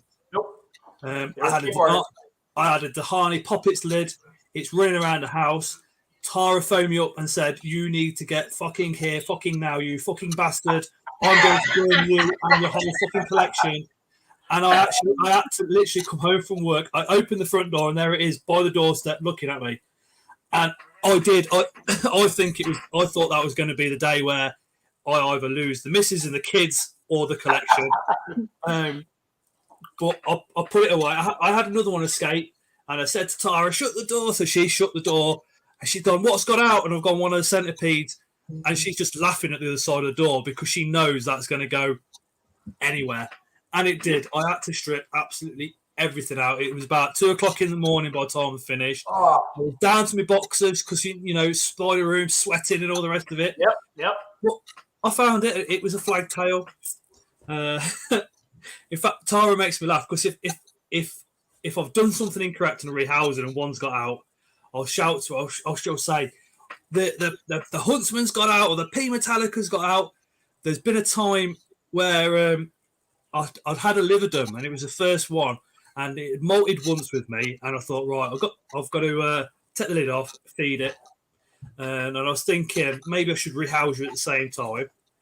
And I've gone like this, and it's run up the tongs. It's sat on this hand, and I've gone like that, and it's literally gave this hand a threat pose. And Tara will tell you, she says all she heard from the kitchen was a little girl crying, and she shut the door. She shut the door on me, and I just started hearing her laughing from the other side. She knew it was something dangerous, let's say. Eventually managed to get it into another container and rehoused it successfully. But my God, that was heart pumping, absolutely heart pumping. Have you had any experiences like that, Tom? No, we've been very, very, very fortunate to not have anything escape that I can think of. Like I sometimes I put the videos up, the rehousing videos, and one of the comments I'll get is, "Why don't you put up the ones where it goes wrong?" And it's like, I have. Like we had a couple. I think the Ecclesiasticus doing the little walkabout where I went to rehouse her and she got it, and it was nice because we've had such a stretch going with nothing remotely dramatic going on that it was nice to kind of have a situation to go, okay, look it. Here's what happened. Here's how you just stay cool, let the spider get done and get it in when you can. But we've had a really good, time with it, honestly, even from early on. I think the closest thing I could think of is when I first got into it and I was still scared and I had a little baby sling LP and it got out and you would have thought that I had I don't know, a cobra running around the house. I was so freaked out by that little spider being out on the table. But that, again, due to the fact that I was still arachnophobic at that point. We've actually had a really good luck. I will say the Dehani is the one that Billy is not a fan of. She is not a fan of the centipede at all. We had the Dehani out the other night, and mine's good 10 inches now. And I fed her a roach. I was trying to get Billy up here to see her, and she was okay. She passed. But that just amazing. The centipede, back to your centipede point, they're just amazing animals. But it seems like the one thing I post, anything on a centipede, half the people are like, it's amazing. The other half of the people are like, those things creep me the heck out. That is centipedes, true spiders. They are literally marmite, Yep. Absolutely marmite. Martin says, "Can rust on mesh enclosures harm your tarantulas?" That's a really good question. I've got rust in a few of mine. I wouldn't want rust in anything, quite frankly. I replace the mesh on my enclosures. I've had ones get hung up on them. I know this doesn't happen often. It's not a big deal. Some people never have it happen, but I've had it happen on 3 different occasions where spiders just gone and got their toe claws caught in it. So I tend to pull them out and replace it with plastic. But I mean, honestly, if it's away from the spider, probably wouldn't do anything to it. I haven't had many instances where I've had mesh rust up on me. I've got one enclosure with a bit of rust on. I mean, it's a gecko, but that's because I was lazy once and sprayed through the top because I was in a rush. Yeah. That's not seemed to have caused any issues yet. But that's again unless it was rusting and falling down into the substrate. I mean, I wouldn't want rust in my substrate. I wouldn't want them eating something with rust on them. I don't know if it's the same as humans, where if they got, it abraded them and they got it. I wouldn't panic by any stretch of the imagination. I wouldn't freak out, but it's not something I've had a lot of experience with. What would you say would be something, if you've seen it in an enclosure, that would be the time where you take the spider out and change absolutely everything? I know people seem to panic when they see mold, and mushrooms, not realizing that spiders will actively live in burrows with mold and mushrooms anyway in the wild. But is there anything where you've seen and you've gone, that needs changing now? The couple times I've had to do it, I had ones where an uneaten prey item started to mold and rot up. That I don't like. Like we had one where I put a large cricket in, and it killed the cricket. I left the cricket there, and it just happened to be the spot where the cricket was right against the glass, and I could see it start to decompose and get some nasty stuff in there. That was one where I couldn't get in to get the cricket out, and it was, you don't want that. That's going to create a situation where there's going to be bacteria seeping into that substrate, and it was a moisture-dependent species, and I didn't want that happening, so that was one where I did clean it out. But the mold, I get a lot of people will email or message or say, hey, I just saw mold in my enclosure. Should I clean this completely out now? And they kind of like don't believe me when I'm like, listen, I got mold in some back here. It's usually the mushrooms, those stupid little mushrooms that grow up, those strange alien ones you get. They're harmless. They don't hurt anything. I was very fortunate that I had a guy that came on one of my podcasts that studied fungi, and he's like, listen, I have those in mind. They're perfectly fine.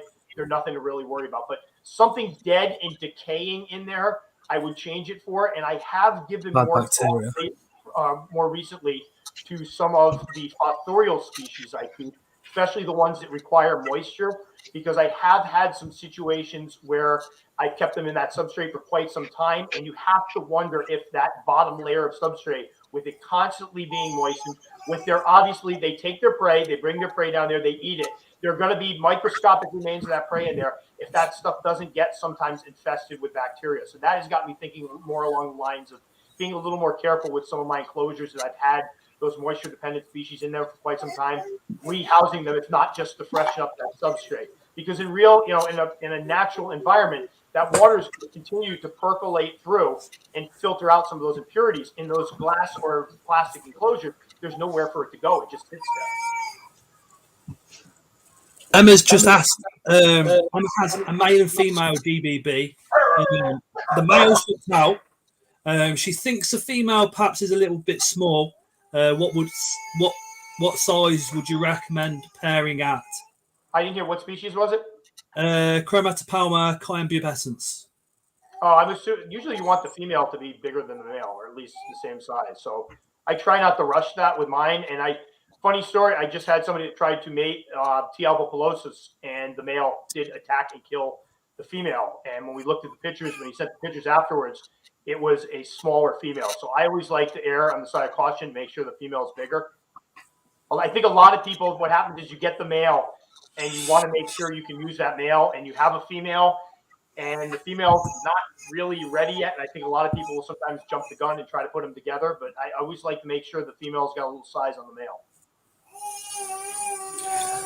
Because I know a lot of the breeders, you see, that they'll suggest sort of a 4 centimeter body is when you can breed. But like you said, the male could go, you're too young, I'm just going to eat you. Yeah, I think it's playing it by, I've seen some of it too, that they've had like, once somebody had a Formictopus species, and the male was enormous. Like he had the female, I was like, how big is the female? Like, female sounds good. And then they showed a picture of the male. The male was enormous. I mean, it depends. They can still, if they're breeding age, they can pair. It's just there are those situations where something goes wrong and the male fights back, or the male latches onto the female, and that's something I always want to avoid. I always want the female to be the more intimidating one. Emma says the male and the female are the same size. Yeah, I'd try it. I'm sorry. I thought you said the female was small. This is they're the same size. Mark's just mentioned Live Foods for You. In the UK, we've got livefoodsforyou.co.uk. They have got springtails in at the moment. We have had an issue trying to get hold of springtails because the Belgium suppliers had an issue with production, especially towards the end of last year. If you do go to livefoodsforyou.co.uk, use Scott's Inverts, and that'll get you a little discount as well as a little code. Michael says, Tom, did you know Scott is the inventor of the famous microphone sexing device?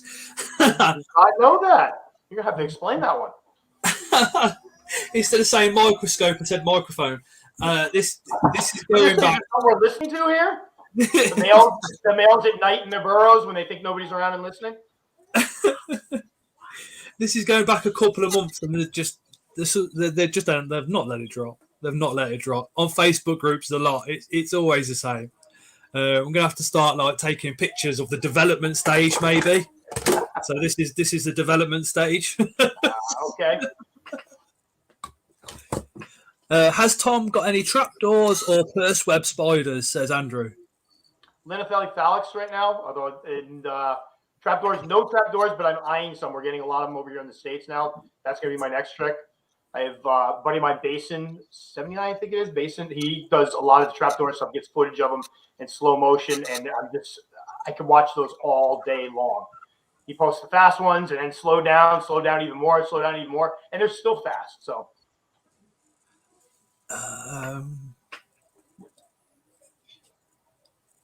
what we got? Any more questions for Tom? I bought this enclosure with Russ. Didn't see the photo. Does anyone have a male Euthalius pavulas? Oh my gosh, I haven't heard of those for ages. So you've got the Linophytic phalanx? Yes. I actually watched one of your videos on how you had, was it the, you had one of yours. Which species do you have? Is it the, you have I've got the phalanx. Right? Yeah, it might have been the phalanx. I think that's how I originally stumbled on your channel. I started watching the videos. I think you're still floating in the corner and you were talking about the care. That is incredible. I was looking stuff up and like, oh, I like his setup. And I was watching that, and that's how I started watching your videos. What did you think? I'm here. I am. Who's this crazy UK guy? I was like, it's pretty good. Well, I'm looking at the thing. I'm like, this guy's good. How have I not seen him before? The problem is, I hate to admit it. Back in the day, I used to have a lot more time to go on Facebook and check out, I just watch it for fun, just like anybody does. See who's out there. Somebody comments, and I saw they had Tarantula in their name. I'd go check out some of their videos, see what they were doing. And I spend so much time with the comments now that I don't seem to have as much time to do it anymore. So it stinks because I did like being part of the community more, going out and doing it. It's just between the podcast and this and school and home and everything else, it's hard finding all the time to do it. It does get difficult. Time consumption with, I mean, I do 2 videos and a live every week, and then I don't know how you do it. if you put work into that, and then I'm on call once every 3 weeks and family, yeah. and one of ours is autistic.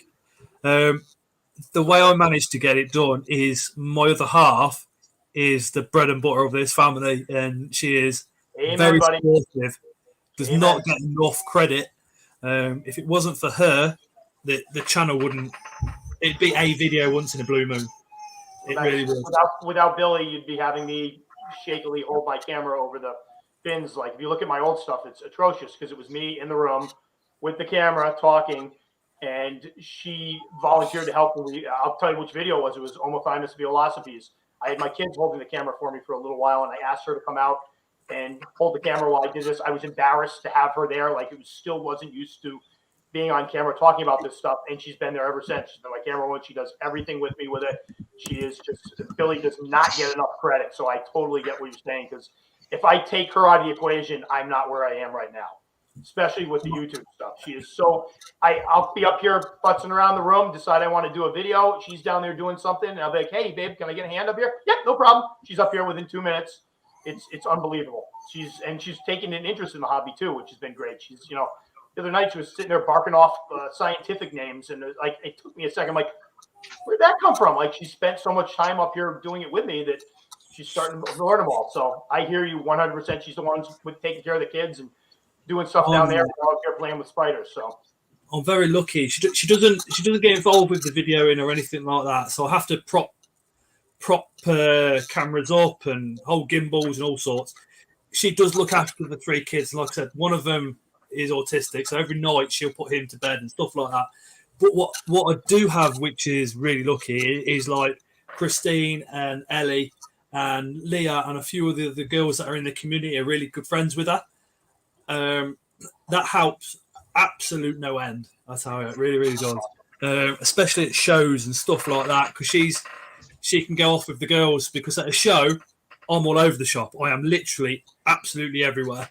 I think probably more to do with anxieties and crowds more than anything. Just taking it back now, Emma asks... Emma's question here, Emma Betts. She says, are the cobalts as bad as people say? We've got a little baby. Not if you give them room to dig. You want my big thing with cobalts, and a funny story, when I first started really seriously researching tarantulas, the cobalt blue was one like, I need to own this spider. I need to own it now. And I finally got one. Loved her. But you don't see them all that much if you give them the room to dig. They're another spider that I think was villainized because they were very, very common in the pet trade, and pet stores would sell them all the time. People would get the spider that they saw at the pet store on a little bit of dirt. They'd stick it in an enclosure with a little bit of dirt, no hide, nowhere to dig. And yeah, you're going to get incredibly defensive spider. If you give it plenty of room to dig, allow it to make its burrow, give it some space up top for a little webbing, you're not going to see it all that much. When you do, it's a thrill. You'll see those blue legs hanging out, but they're not that bad at all if you give them the room that they need. I've got 4 of the blues and 1 of the greens. So I've got the lividus and the lividum. They're all adult females, and I never see them. They're literally a pet hole. That's how I know they're completely fine. Thank you for this, because I have people, I get more people contact. Those in P. metallica are probably the most common. Hey, I want to get into keeping tarantulas. I want either a cobalt blue or a P. metallica. And my big thing to dissuade them with the cobalt blues until they get a little more, experience under their belt is you will not see the spider if you keep it correctly. And a lot of folks will go, oh, okay, never mind. Oh, yep. And that's what I keep the lividum in. Aww.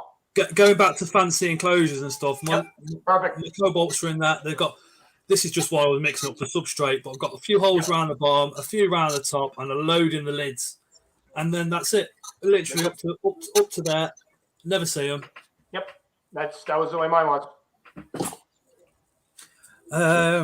Andy wants to know what's Tom's main type of feeder. What do you get through the most? I use a lot of crickets, only because I have a good supplier of them here, and I'm like a ninja with the tongs when it comes to the crickets. I have a lot of feed, and it takes me a long time to get through them. I do have 3 colonies of roaches. I have the hissers, I have B. lateralis, and I have dubia, which I do mix in and use quite a bit, especially in the winter time. But there goes Dave. Yep, amen, Dave. Couldn't do it without the wives. With the crickets, true, I just find it so much easier to use. I think most of us that are in relationships could do what we do without You partners. can't do this without having an understanding wife, and I believe Dave's wife does the camera for him as well, so he knows. It's like having the woman that'll support you that much. That's hard to find. And my wife has to explain to other people that my husband has all these spiders, and they're like, "Well, what do you think about that?" She's like, "I help him. I'm the one filming. I'm the one doing it." So.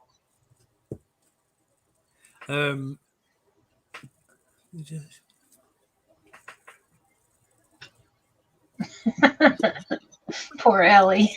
Yeah, Ellie's a single parent. She's got children as well, and she does it all by herself, as well as university. Oh man! Only a woman's that strong. Only a woman could get that much done.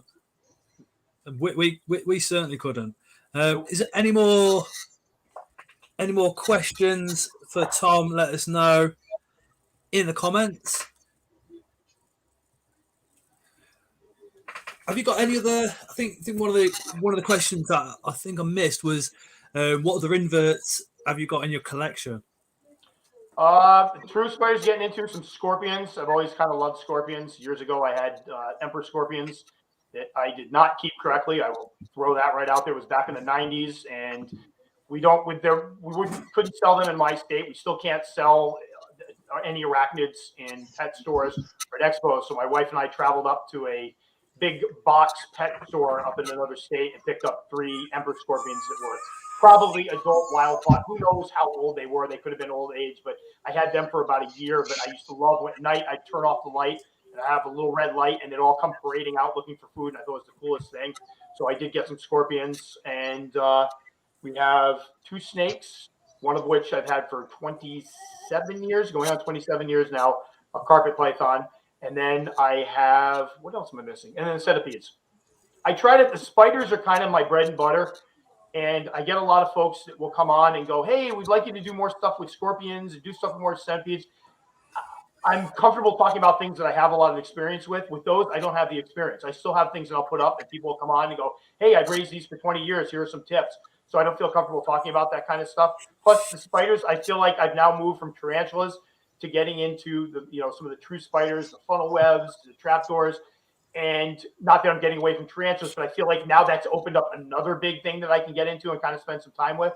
But I'll take my time with that. So you won't be seeing a lot, I'm not one that's going to rush into a bunch of care videos and stuff for that until I've got some time under my belt. But spiders is my main love. Spiders are my main focus right now. I do get other things here and there, but generally it's the 8-legged guys.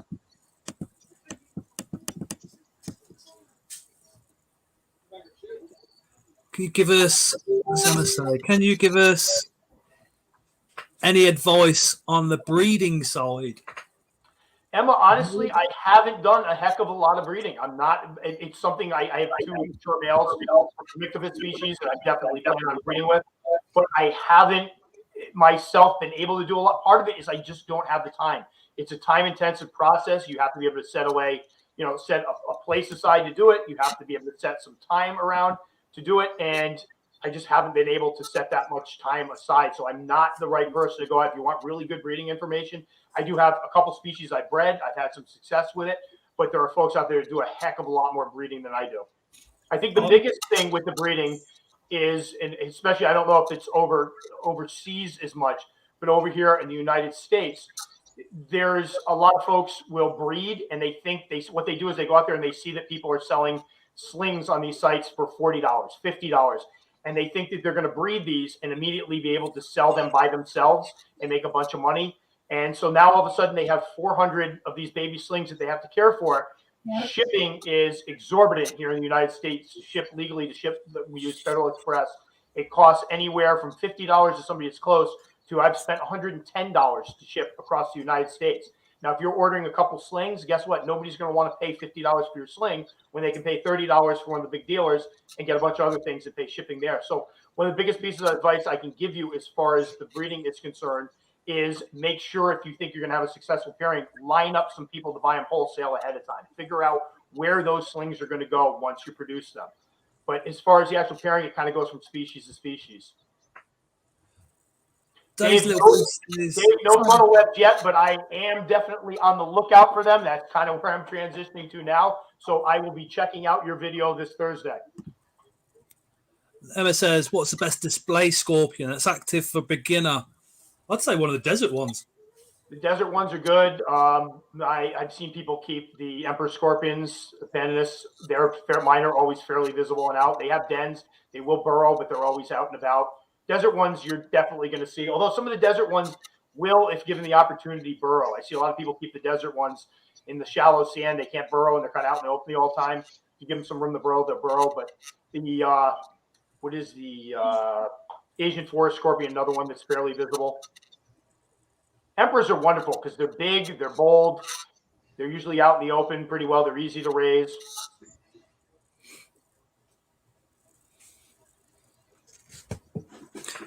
The Emperor scorpion, is that the Pandanus imperator?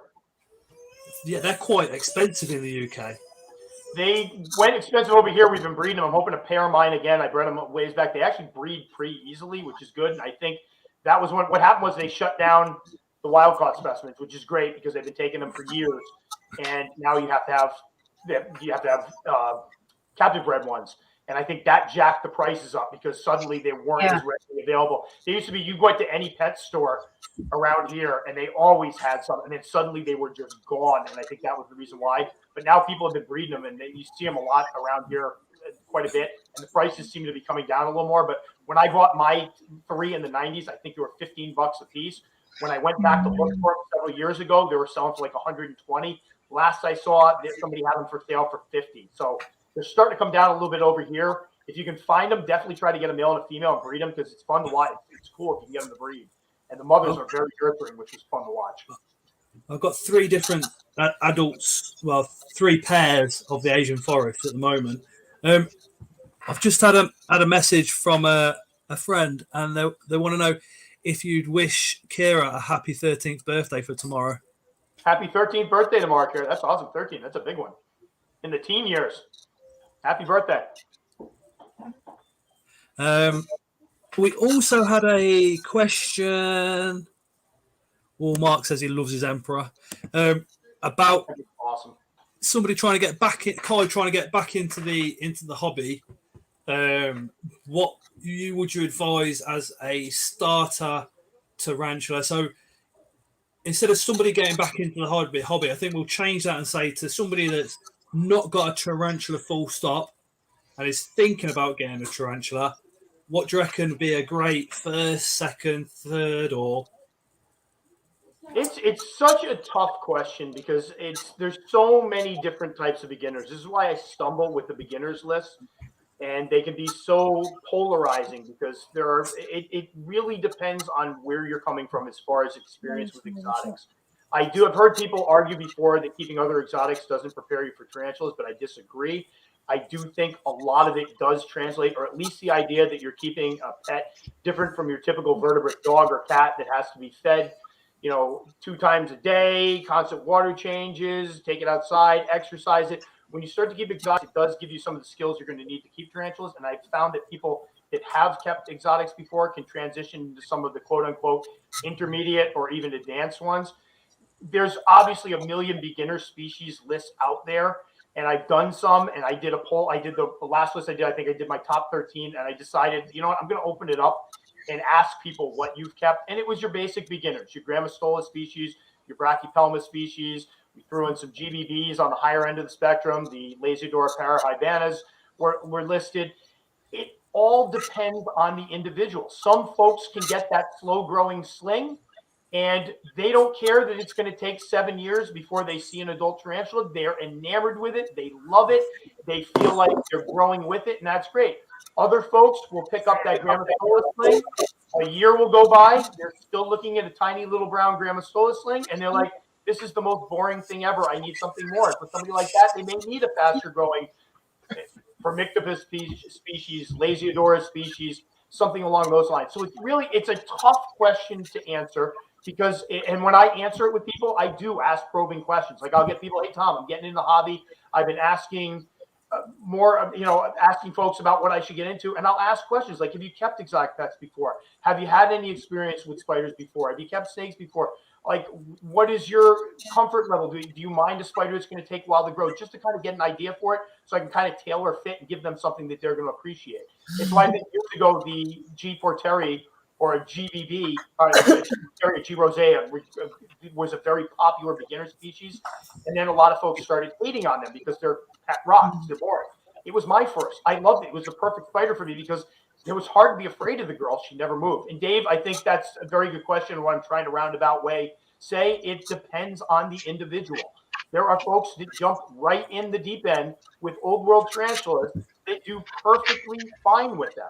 There are folks that jump in with old world tarantulas that end up emailing me going, hey, would you like an OBT? I'm terrified of it. It really depends on the individual and the person. So I do think beginners lists have their place for folks that are coming in with absolutely zero experience that want kind of a guide to go, because there really is no all-encompassing guide out there for how to keep tarantulas. I think those lists really do help those folk kind of get their sea legs, figure out what they want, and then for some, they continue on like that. Some of them get one of those and they graduate right off to the bigger one. So it really depends.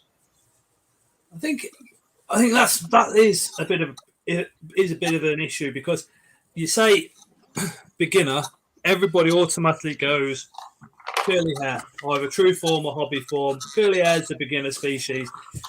And then what that does is when you're looking at your collection, or if you're looking at somebody else's collection, or you're looking at researching into a tarantula, it makes you overlook the curly hairs. Yep. And they seem to get kind of pushed to the back of your collection almost and forgotten about because they're a beginner. And because they're a beginner species, people that have been keeping them for a couple of months don't really want to be... Is associated with them the right phrase? Is that what I'm looking for? But do you get what I mean? I totally get. I can remember going through a stage where I was into all old worlds and I had zero interest. New worlds to me were, I'll call myself out, boring. I was passing them by. Like, why would I want to get a T. albophilosis when I can get, another Poecilotheria species? And you get that point where you kind of, and I've spoken, this is a lot of people have gone through this in the hobby, where you feel like you've graduated to the big leagues because you're keeping the advanced species, and you start kind of poo-pooing those little ones, those beginner species. I went back after ignoring Brachypelma, the genus Brachypelma, for quite some time, and started buying all those up. Suddenly that was a new thing. So I think I agree, when you put those lists up there, a lot of folks, it can have that adverse effect where folks go, that's a beginner species, that's below me, I don't want to keep it. And they're missing out on some amazing spiders. Philip Taylor says it's the same with the Histocratis gigas Cameroon. No one wants a brown pet, unfortunately. I still love the brown spiders. I love the beginner spiders. I love, yeah, there's a lot to be said for them. The brown spider thing drives me nuts. I have so many people that my favorite is when you post up something with Theroposis sturmey or blondie, and somebody goes, yeah, but at the end of the day, it's just a big brown spider. And it's like, it's a 9, 10, 11-inch spider. How is that just big brown? Like, I don't get it. And it's like, I have many species of spiders that are brown. They're gorgeous. I don't know. It's again, it's up to you. It's to each their own. Some people like them. Some people don't. I get it. There's many different colors of spiders out there. There's something out there for everybody. I'm not going to try to convince somebody you should like a big brown spider. But every time I hear there's not too many things that get under my skin, but when somebody comes on and goes, yeah, but it's just a big brown spider, it's like, oh, bugger off. Like, it's not. Yeah. Somebody just did it where I put T. apophysis up, and I got some Billy. I thought I got some beautiful pictures of these subtle pinks on it and brown. And somebody came on, but Tom, you can try to convince me all you want, but that's still just a big brown spider. And I know they meant well, and I know they didn't mean anything by it, but it was kind of like, oh, you got to be kidding me. And I agree with Dave. A lot of people think old world is like the black belt. It's the goal. It's like everybody's working to keep old world, and that's it. I made it and I'm done, and it's not. Yeah, but once you start keeping old world, a lot of people go back to the new world. They have the personalities that people like. There's a lot to be said for all of them. But yeah, I mean, but I think a lot of us do go through it, where that excitement, because there's such a stigma attached to old worlds. We make such a big deal out of old worlds, and then you get them and you keep them for a while, and you go, I don't understand what the big deal was. I've talked and spoken to so many keepers that find that, yes, old worlds, obviously the potential for that nasty bite's there. Yes, they're faster. Totally understand, but a lot of us have a harder time navigating our new world tarantulas when we rehouse them than our old world. It depends all on the spider. Do you think some of it is, do you know when you see a guy walking down the road with a big dog, their arms suddenly come out and they walk like this? Same attitude. I've got Pokey. Yep. I get it all the time when somebody will come on and go, yeah, I don't want to brag, but my first spider was an OBT. And I turn to Billy and I'm like, ooh. Well, like, it's a lot of it is that, and that toxicity where I want to show how big and bad I am. I've had people literally ask me, what is the biggest, baddest, nastiest spider you keep? That's the spider I want to get. And I get that quite a bit, because that's where they're coming out. They want to be able to show their friends, hey, look it, I have this spider. Everybody's afraid of it. It's nasty. It's a bragging thing. So I do think that is a big problem. It's going to be a big problem in any exotics hobby, But yes, we do have that, unfortunately, in the tarantula hobby, and those people kind of drive me nuts, quite frankly. I'll be honest, I've got more. I'll probably say I've got more brachypalmas and Teleticals than what I have old world in my collection, and I absolutely love them. I think Dave hit the nail on the head when he said it's what everybody sees is that's what you're striving towards. A lot of us, they work towards that point, and I think that's why there's the belief that they're going to be like, I'm here, I made it, and you get there and you realize it's not that big of a deal. It's all in how you treat them, how you care. But there it is. Treat them with respect. They're all the same. That's people make fun of me sometimes because I treat them all exactly the same. If I'm rehousing an old world or a new world, they're treated exactly the same with the same amount of respect.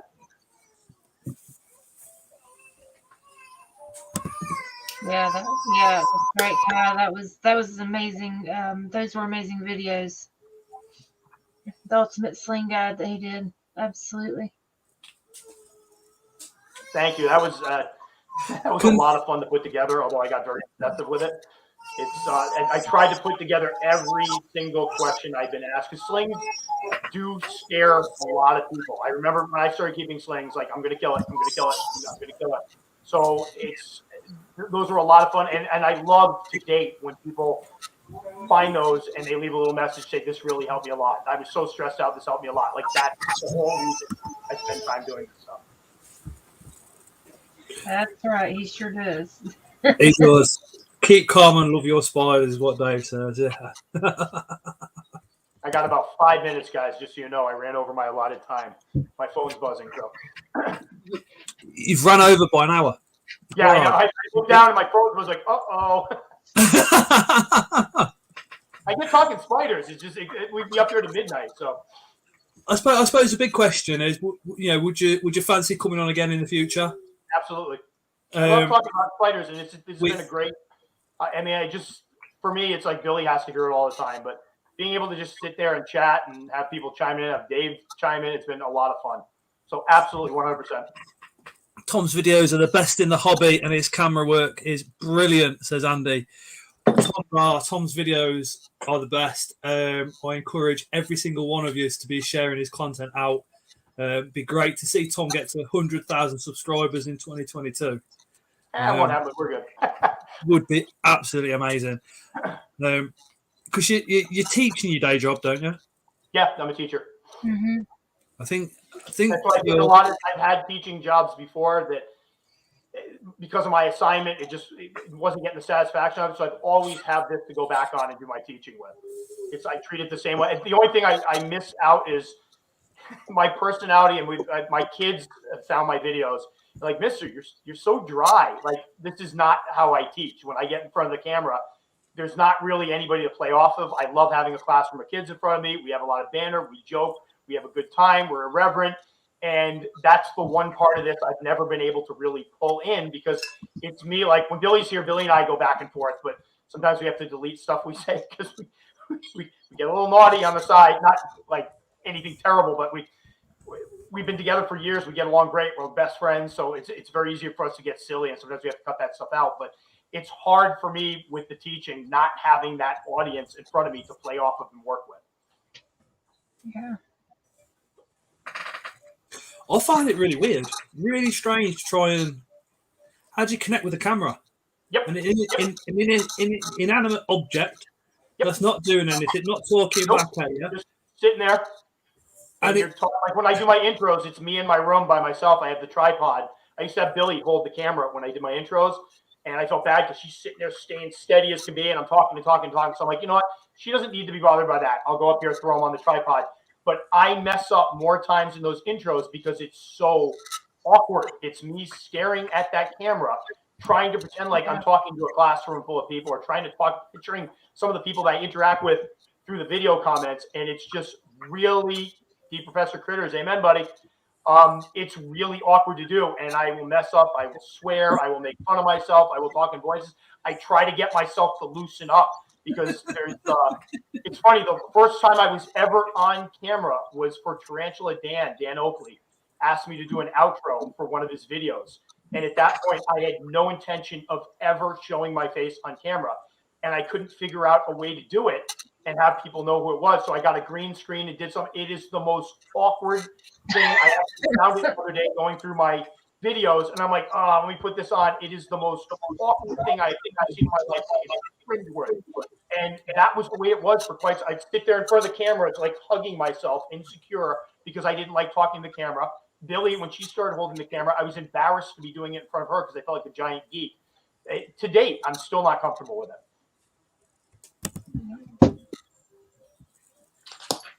JC, she's in an enclosure right now. One of them's in an enclosure right now. The other one's sold enclosure, will be getting rehoused soon. In a 12 by 12 by 12 Exoterra with a pothos in it.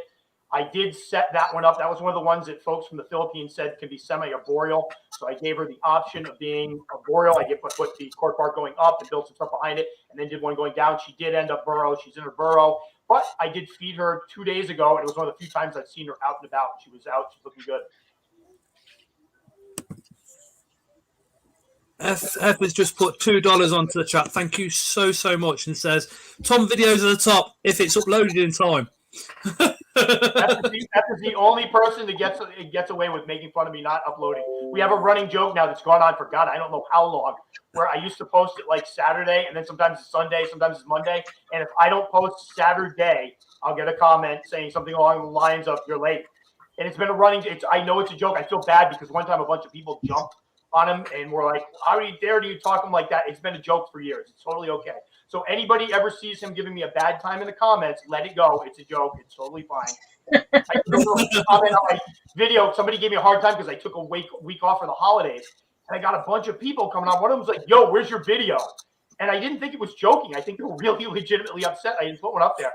So I did a little intro and mentioned the fact that, hey, I do this for fun. I have a family. I took some time off, but I did respond to him in the comments saying that had nothing to do with you. You can continue to make fun of me. It makes me giggle every time.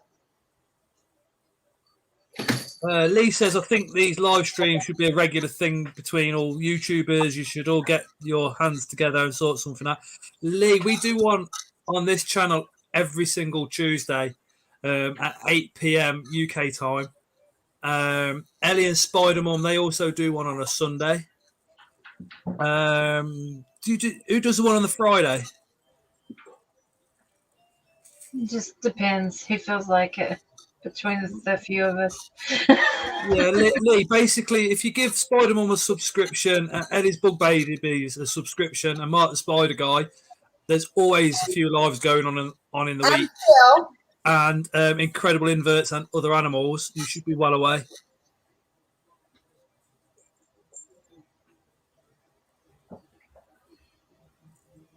And Tom, I just want to say thank you for setting the standard for husbandry for all levels of keepers. I really appreciate all the hard work you've put into it. Oh, thank you so much. You have definitely set the standard for husbandry. And catch cups. You don't get credit for the catch cups. Love my catch cup. Yes. But you're much appreciated, and I hope you know that. Thank you. I really appreciate that. All right, guys. I hate to say it, but I'm hearing some activity downstairs, and I think that's a way of letting me know that. Tom, I have a quick question before you go, though. In one of your podcasts, you said that you hated hearing your own voice. Have you gotten over that now? Nope. Never will. Never will. I get the funniest thing ever because I have people all the time talk like somebody today. I just love how soothing your voice is on the podcast, and like it blows my mind. I think most people naturally don't like hearing their voice, and I have a hard time listening to the podcast back. I usually do a brief run through just to make sure it sounds okay, and I'm always like I don't think I'll ever get used to it. I like your voice anyway. Thank you. Luckily, apparently other people don't have a problem with it, but I never thought, honestly, when I started doing those podcasts, my biggest issue was I'm like, nobody's going to want to hear my voice talk for that long. It was like, I figured I'd do a few of them. Nobody would listen to it and would be totally fine. And I'd move off. And I get so many people like, there's one that's like, yeah, I put you, well, I don't know if this is a compliment or not, but like, I love putting you on at night and falling to sleep. So I think in that case, I actually put them to sleep, which sounds about right. But I couldn't say it was 27 years. So. Like I tend to listen to it in the bath, so I don't blame them. It blows my mind. I try to tell Billy how lucky she is, but I used to do my video, upload it, and then that was it. Didn't watch it or anything. Now I do a premiere, so I have to watch it at the same time. And I'm listening to myself thinking, I sound like a complete tool. Absolute. I hate it. It's funny you said that because I did the one premiere and I had to watch the whole thing. But luckily, I think it was one I didn't do a lot of talking in. But it's just the whole time like, oh, I'll never get used to it. It's just I don't feel comfortable listening to myself speak, and then I second guess everything I say. I went back to my very first one and posted it on my community page, and I was just listening and watching myself. It was like, this is Scott's Inverts. This channel is about me being a tool. I'm going to talk mono at you because that's how it's done. Yep. Are you asleep yet? Because I would be. Literally, it was just like that. I was watching it thinking, I was in two minds whether to delete it, and I thought, do you know what? I won't because it shows my journey. It shows your journey. It shows your growth. It is literally like, I actually did that. I'll put it out there. Really? And look at somewhere it connected, because look at where you are now. And that's what I look at mine. And I joke with Billy, I'm like, I have no idea how we got to this point with the YouTube thing. I mean, the website, I enjoy writing. I don't have to be on film. They don't have to see my face. That was one thing. But YouTube was a totally different ballgame because you are part of it, whether you like it or not. You're the face of it. So I try to keep myself, if you notice, I do the beginning, I do the end. I'm not in it otherwise. I don't want to be the star of it. I don't want to see myself when I'm editing. I hate editing my intros. I hate editing my outros. And so for me, it's like, it's just that you're never going to get over that feeling. But if I go back and look at the old videos, I go, all right, at least I've gotten a little more natural with it. A little bit. I want to know how you've just spent 2 hours sitting in front of the camera and you've not touched that epic goatee once. Did you see me trying to? It was going the wrong way. And I was trying to straighten it, but the camera's showing up, so I kept pulling it the wrong way. You got the full beard. I'm jealous.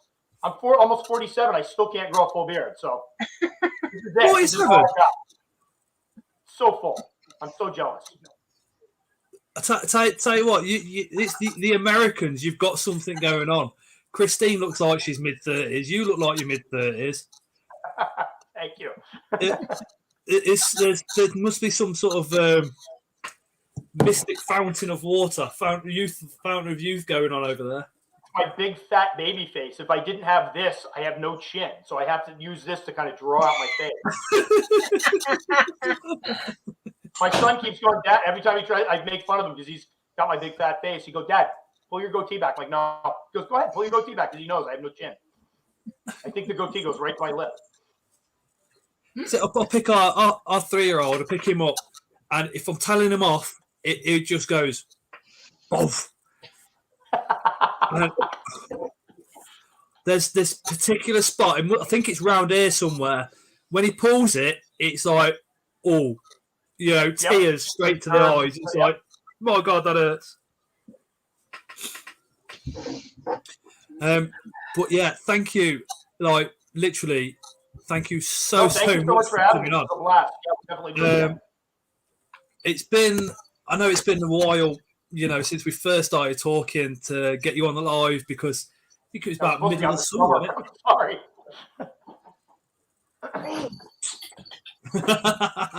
But I know that was like when you completely spaced it. We got done like, oh God, okay, Christmas break.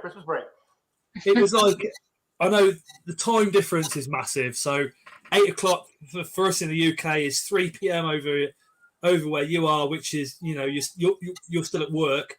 So we're speaking about doing it the weekend, and then you had the move, so you had to move, and I should imagine that took a lot of time setting the new room up and everything like that. But if you would possibly do the honor of coming on again, that would be absolutely amazing. Thank you so much for your time, Tom. It has been thank you for having me. Seriously, incredible, absolutely incredible. And like I said from the start, you are literally one of the YouTubers that I would consider to be the best. in tarantula care and husbandry. You, Dave's Beasties, bird spiders, CH are 3 that I will, no matter what's going on, I will try and watch where I can. That's for sure. Really appreciate that. I'm in good company there too, so thank you. I really, really wish that your channel just goes boom. It definitely needs to, because some of the bigger channels that are out there, when it comes to tarantula care and husbandry, you make them look literally this big. So does Dave as well. I mean, it's been an absolute honour to have you on, sir. Thank you so much. Thank you. It's been an absolute pleasure. I do appreciate the invitation, and you can count me in. I'll be back. Brilliant. That's absolutely awesome. Thank you so much. It's been a pleasure, Tom. Right, good to meet you. Good night. Happy New Year if I don't hear from you otherwise. Everybody say thank you, Tom, in the comments, and Happy New Year, everybody. Such a huge pleasure, says Andy. Dave says Happy New Year, Tom. The Spider King says thanks, Tom. So good to see you on Alive. Cornish Gems says this was amazing just to be part of. Andy says he shares your vids out everywhere. That's what we need to be doing is sharing Tom's stuff out there. Yeah. Because the more people that watch it, the more people will start caring for their tarantulas a hell of a lot better. Or understanding, I should say. Understanding their tarantulas a lot more. Felix Media says, thanks, Tom. Happy New Year. Unusual Pet says, massive thank you to Ellie. What did I do? You're on every single Tuesday. Yeah. Tonight you've done a brilliant job in those comments, because you know I wouldn't have been able to follow all the comments. I kept them in line. Nobody needed spanking. It's okay. So I have we've just created a new Facebook group as well, which is Scott's Inverts Army, where what we're trying to do there is keep the negativity, the crap out of that little group, if you like. So if anybody's fancies a bit of a Facebook group, go check that one out. Bailey's one of the admins. He was in the chat. Spider Mum's one of the moderators as well. So you can already tell that, we don't accept any nasty comments or anything like that. What we're trying to do is just make it a real nice environment for everybody to be in, learn off each other. Because I've done stuff on YouTube and somebody's inboxed me and said, do you know that's not technically correct? And I've had to redo it. Tom, the amount of time, it's what video was it? I did a video and I said, it's true spider. And the amount of crap I got off about 5 people going, it's meg them off. And it's like, I did that years ago, did the same thing. Yep. Hold on a minute. For the sake of the general population, it's a true spider. Yep. I did the same thing several years ago. If you want me to do another video on the differences, yeah, okay, fair enough. But, for the sake of the video, for the sake of the general population that watches it, there's tarantulas and there's true spiders, and that's it. And realistically, a tarantula isn't a tarantula, it's a theroposa, but that's another topic for another day. But technically, true spiders are not true spiders either. They're smooth spiders. Yeah, that is correct, yeah.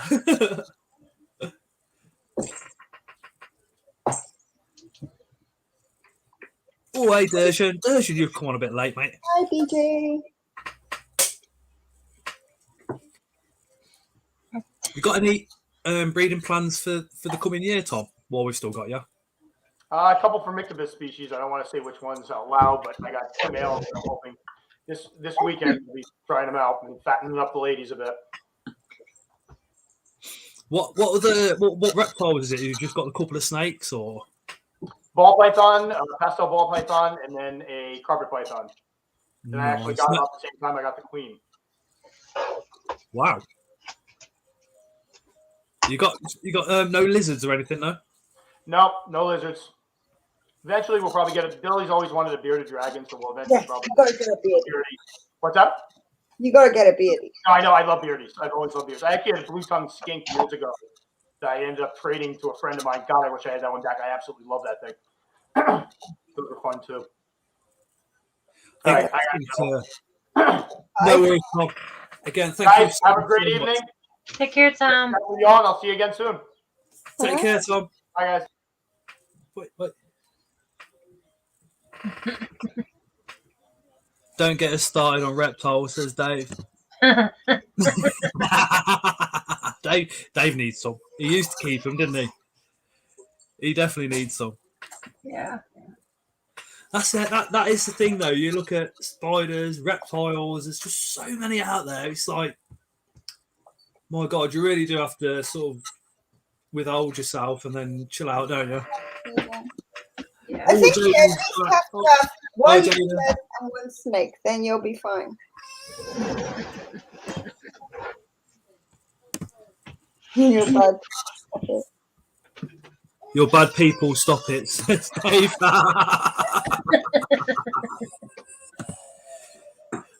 Dave, you know we've got snakes, we've got different geckos, we've got akis, chameleon. Come on. I got 3 snakes, but I'm about to have a 4th on the weekend because I was gifted one for Christmas, but I need to go and pick it up. Hey, I've just put the link down in the comments if anybody wants to pop up on screen. Come join us. While everybody's here, make sure you've hit up Spider-Man 1978 with a subscription. It would be great to see her to get to the 1,000 pretty quick. And make sure you also hit up Ellie with a subscription and Mark the Spider Guy.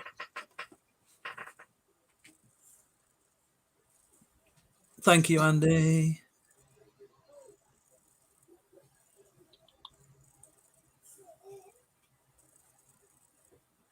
Jaden says I was watching earlier, I had to sort the kids out. I could hear mine crying in the other room. I was like, no God.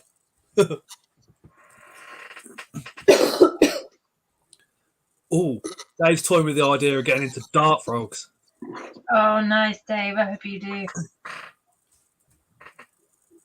Getting back into reptiles again, says Jackie. You go.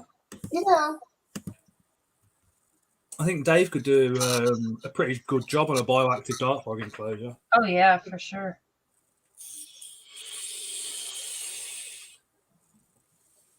Let's see. Hi, Stacey. Hi, Stacey. Hey, Stacey. D professors kept venomous for years, decided like tarantulas better. Oh, the venomous side of things. In the UK, we need a specialist license. And my other half says I can't have any of the venomous stuff until I can move my collection out of the house, basically. So not until I can sort of build something in the garden. But we've got to move first, so I need to move first. But I hope everybody's had a fantastic Christmas. What's everybody doing for New Year?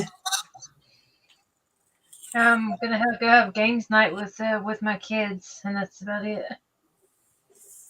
My board games.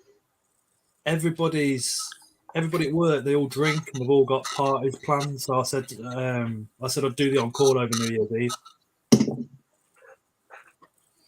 Of course, it don't. As long as I'm at home for midnight, guitar a kiss to say, Happy New Year. Hi, Kai. Hi, Kai. Hey, Phil. Hey, Phil.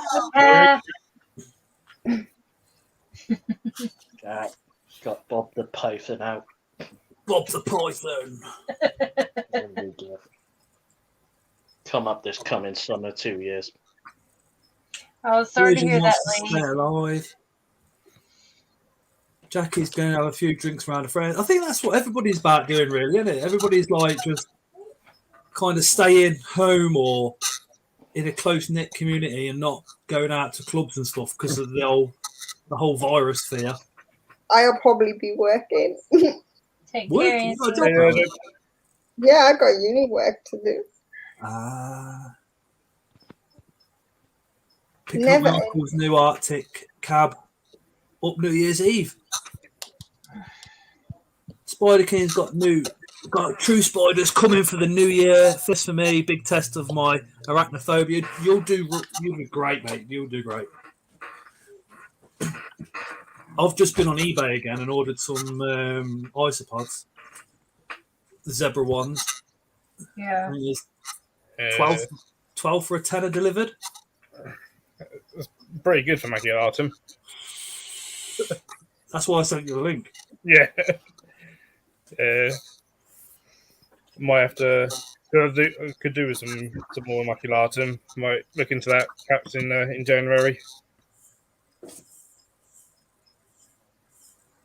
I need to spruce up. I only have a snake. There's nothing wrong with only having a snake. No, but I need to spruce up. My snake's the only thing I've got. I have 3. Jaden says Craig and LJ have just rehoused all those wolf spiders from the sack.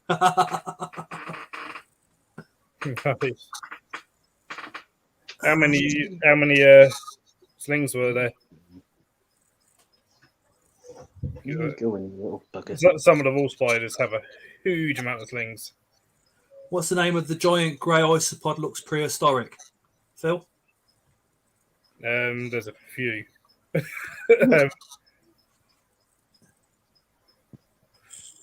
Which one in particular? The grey one. I suppose he's looking at the largest one. Hoffman Zaghi, which are huge. They're pretty big. So, but there might be ones that are bigger potentially. I'm not sure. I wonder if there's still there's got to be more isopods out there which we haven't discovered yet. Oh yeah, they're just too small not to be, especially with the amount of tarantulas that keep getting discovered as well. Like even like large animals are being discovered every now and then. There's still places on Earth that we haven't that haven't been explored. I probably should say unexplored, really, for the sake of that environment. Dave said he saw one of the shows not longer. That's probably Hoffman. Probably Hoffman Zaghi then, yeah, because they get decent size. Oh, that's all right, Annie. Annie, you've got Ellie to thank. She's the one that messaged me.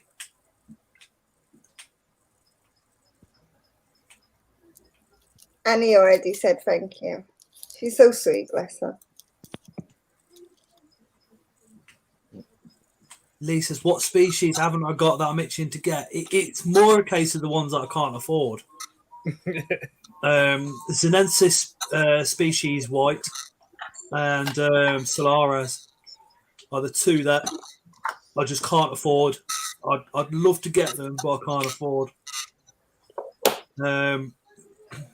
It's more isopods that I'm looking at, because at the moment isopods on eBay seem to be pretty cheap, and then I know they're probably not everybody's cup of tea, but when you start looking at them and when you start getting once you get into isopods, it's like everything else. You then start seeing the cool side of things, and you're like, right now, one more. It's like when you can start photographing your isopods and being able to zoom in on them, that's when you really start seeing them for what they are, and that's beautiful. Some of them, the way they're plated as well and the way they move, it is quite remarkable. I've got to start heading out now, guys. Going to be taking some pictures of tarantulas for Instagram. I'll see you, James. Thank you for popping in, Jemison. I better put him back. He's looking at me like, you horrible bastard. Is Derek Reptile Innovation still in the house? Are you still in the comments? Is it just so you can make me jealous of the fact that he's got rubber duckies? No, I don't. No, I was going to wish him all the best because of his operation that he had. But yeah, he has got rubber duckies, and I'm just as jealous. Trust me, Phil. But I want to get some. I want to get some of the Panda Kings off you. Grow those up. See if I can get those breeding before I think about the rubber duckies. Yeah. I'm basically what I've done, because the rubber duckies are a lot more sensitive than Panda Kings. I'm like a fair few steps behind you, Phil, to be honest.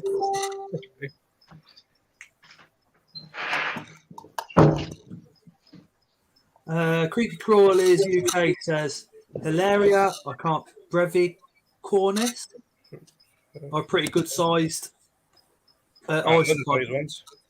I've Not never seen been. them in the hobby.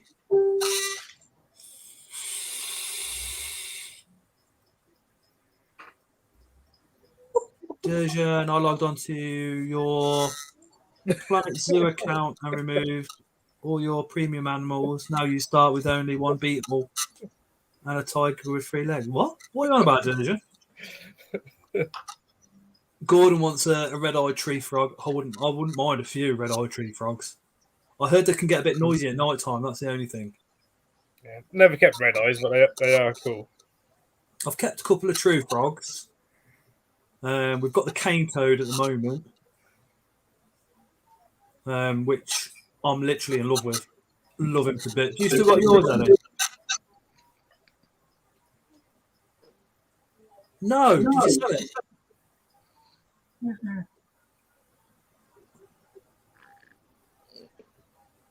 Joke is not possible, says Derjan. But yeah, going back to the isopods, there just seem to be a lot on eBay. They generally don't get posted with a heat pack, though, do they?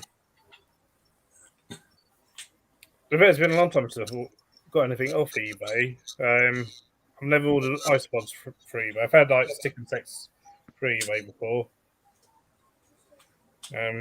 Especially eggs and stuff, and even beetles, and beetle larvae for eBay, but not isopods.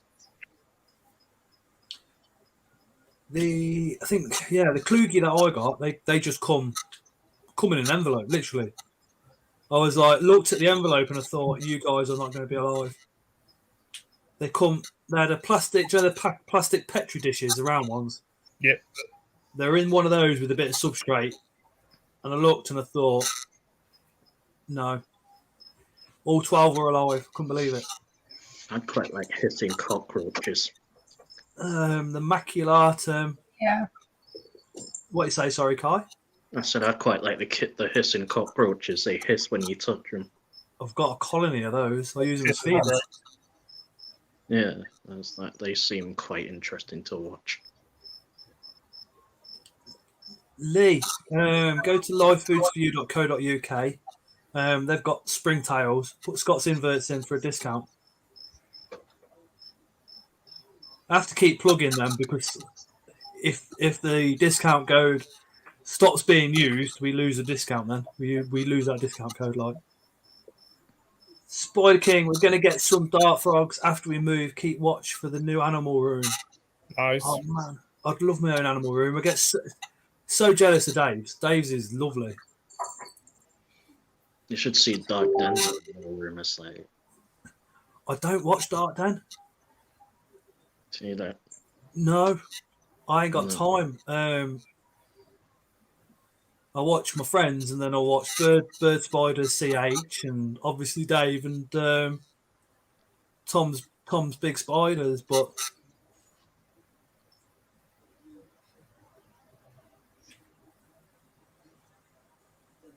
Billy Moran, I'm going to watch now that Tom is off. Billy's Tom's wife. She's absolutely lovely. Billy is the force behind the man. Yeah, she's the one that does all this camera work, I think. Yeah. I'm still a bit starstruck that he agreed to come on. Yeah, that was pretty awesome. That's amazing, though. I was literally, I ain't gonna lie, I was shitting myself all the way through it, thinking if I fuck this up. It's all right. You didn't fuck it up. It was fine. Dark Den is awesome too. Petco is awesome. Petco upset Layla at one of the shows, you know. Why? What did he do? There was nobody around him, and she went up to him, tried to talk to him, and he looked at her and walked off. I went over to him and said, "You've just ignored my stepdaughter. She's really upset, and she thinks she's done something to upset you. Fucking speak to her. You're a YouTuber. You're a public face. You're a public servant. You should have told him."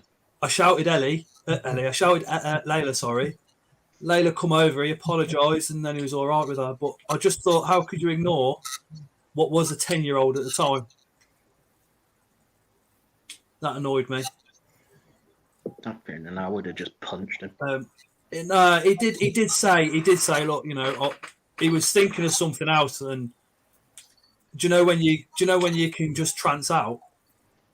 Yeah, like you. Because it had been a hectic day, he just tranced out, and he was he was actually apologetic after that. But I just thought, well, you can't really be in a position where you trance out being such a YouTube sensation. But yeah, mm-hmm. She's in love with Danny Demon at the moment. Like Danny Demon, and she's always been in love with Kieran from Alternative Inverts, like proper. Yeah. Every time we've seen Kieran at a show, she's always like this. And it's like, Layla, you all right? And it's like, oh, Kieran's over there. Yeah.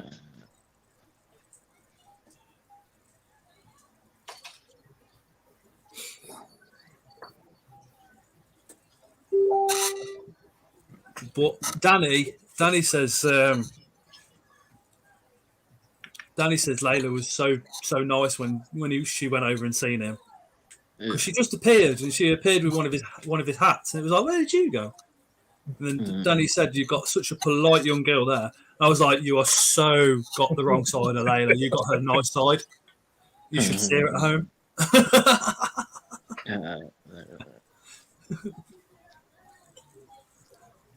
I think Danny just has that effect on kids. My boy is totally behaved with Danny. Completely different child.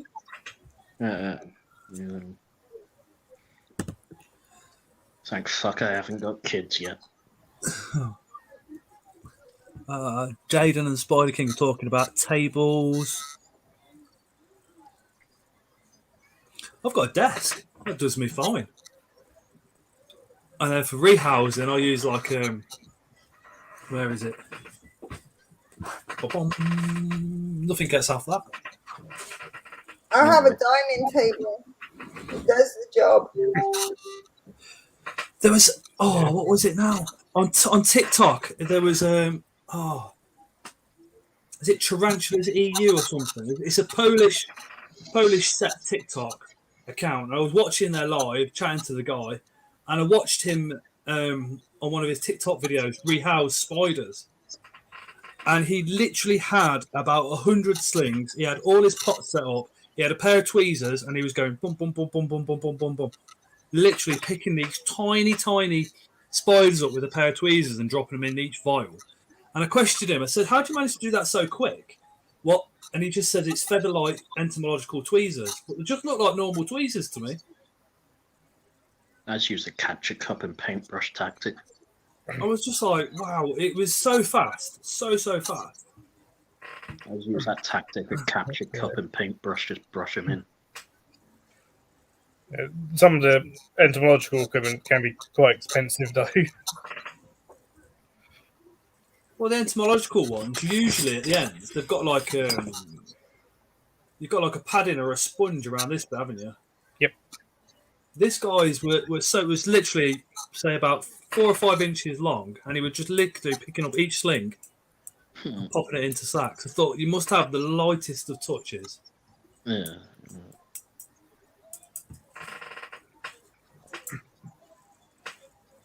I don't think it was it they had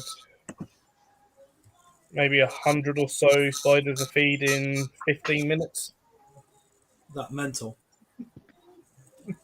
It's mental. Okay. No, but it's true what they say.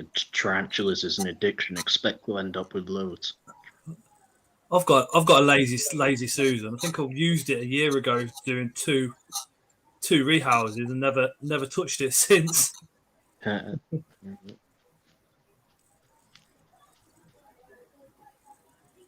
Christian says he's seen that on TikTok.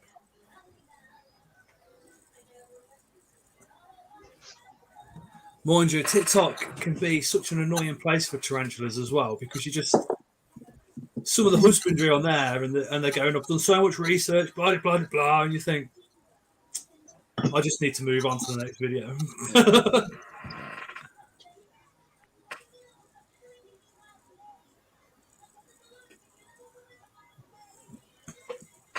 Any plans for 2022, Christine? Yeah, I'm gonna start. I'm gonna start on more on the educational side of videos instead of just feedings and shorts and stuff. I want to start getting more educational, beginner friendly videos is what I want to concentrate on. Awesome. Because like y'all were speaking about earlier in these Facebook groups, and 90% of them are bad about it. People get picked on or joked on asking a simple question. Just because you've been in it 10 years doesn't mean you have a right to go in and make fun of somebody asking a legitimate question.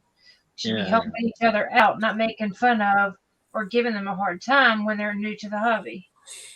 So, absolutely going to be a beginner-friendly channel. I think it was about 2 years ago when I started. What it was Invert Pets Worldwide. It's now Invertebrates Worldwide. And what I noticed with a lot of the groups was you couldn't use common names, so that eliminates 80% of beginners immediately from even having a conversation, because a lot of the time a beginner, that's all they know is a beginner name, is the common name. Like an OBT, Tarantula Marinius, are not necessarily going to know that in name. So I changed it in our group so you could use common names as well. And then I've seen that slowly filter out, and it's nice to see that you can use common names across any of the groups on Facebook now. Because I think in the start that was a bit of an issue, I thought, because when I first started, if you put, I've got a bird eating spider, you get slated to death for just writing that. Instead of somebody going, okay, there's several under that common name. Which one is it? No, you just get slandered for it. Or the picture that you've put up, it is bird eating spider, but the actual name is this. You always get the elitist mentality from certain people. Yeah. It's a bit like the whole debate that I was in within the zoo industry of the fact that tarantulas are not tarantulas, and whether us in zoos, on our signs, whether we should even refer to them as tarantulas or not, or whether we should just stop using the word tarantula. And I completely disagreed with it. Because I was like, well, no, because most of the public that don't, even most tarantula keepers don't necessarily realise that tarantulas are not tarantulas. Yeah. This is what I'm going to have to turn the sound down because of the copyright.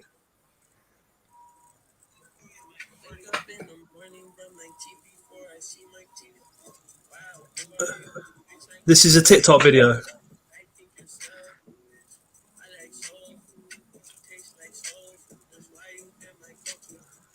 I think they're just trying to sex a tarantula, maybe. What? But what the fuck? Yeah, what the actual fuck? I'll move it down because it then goes on to show the person's name on TikTok, and I don't want to promote them.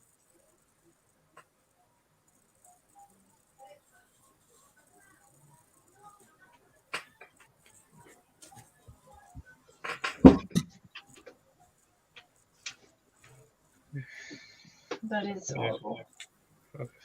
Yeah, you could kill it doing that.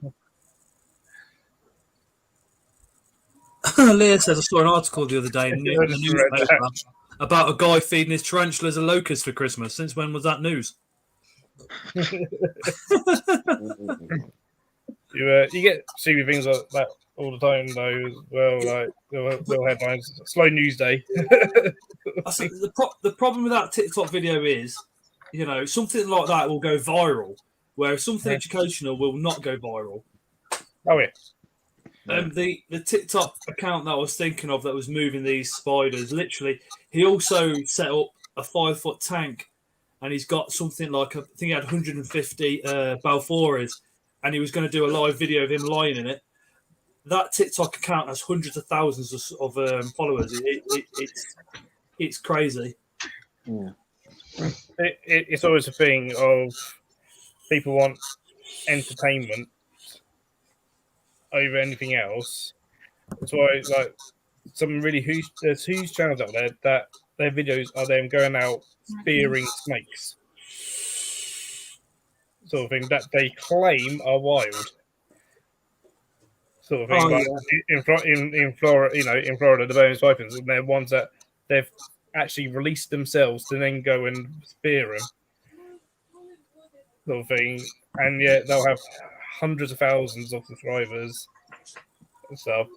Yeah, someone actually doing like an actual educational video about Burmese pythons or whatever. Yeah, probably get not much. Oh, Professor Critters says that's how it's done in research facilities. Ever seen venom extraction of a tarantula? Yeah, but I suppose it's going to be a bit hypocritical to say, yeah, but that's research of the venom extraction facility as opposed to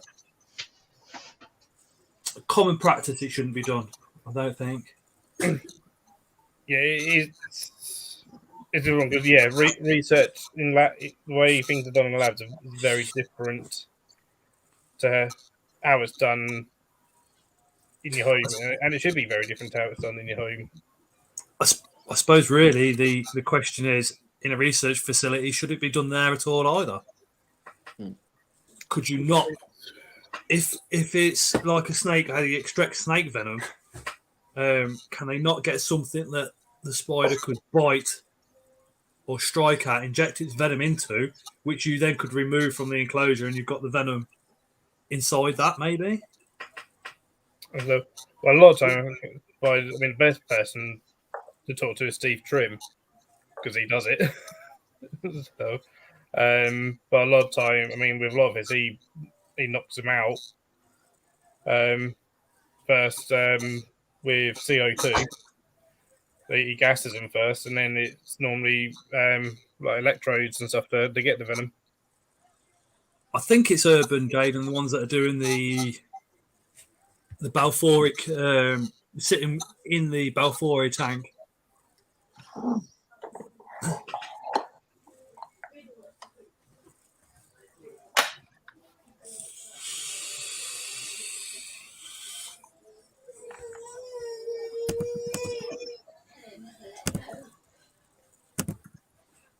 Just drop the link down into the comments again. There'll always be a difference from public collections to institutes and zoos. There's a difference in training. That's very true, Dave. Very, very true. That is a good point that I didn't even think about, actually. I consider myself quite lucky that my trainers come from both zoo and hobby. I sort of say I have the best of both worlds.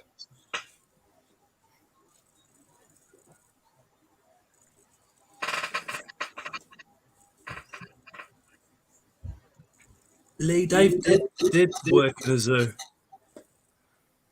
We had Dave on a live stream a while ago. But you've actually got a zookeeper on stream at the moment, Lee, which is...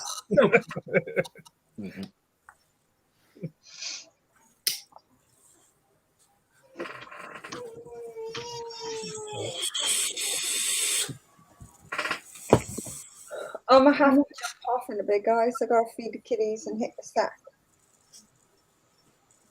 Yeah. I'm going to fix dinner soon, too. Oh, I got you, Chris.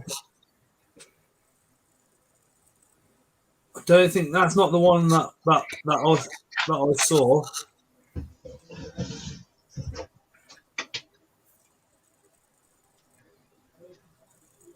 The one I saw, the guy had a box like this with about 200 tiny, tiny slings, and he had all his sling pots, and he was literally just going bump, bump, bump, bump, bump, bump.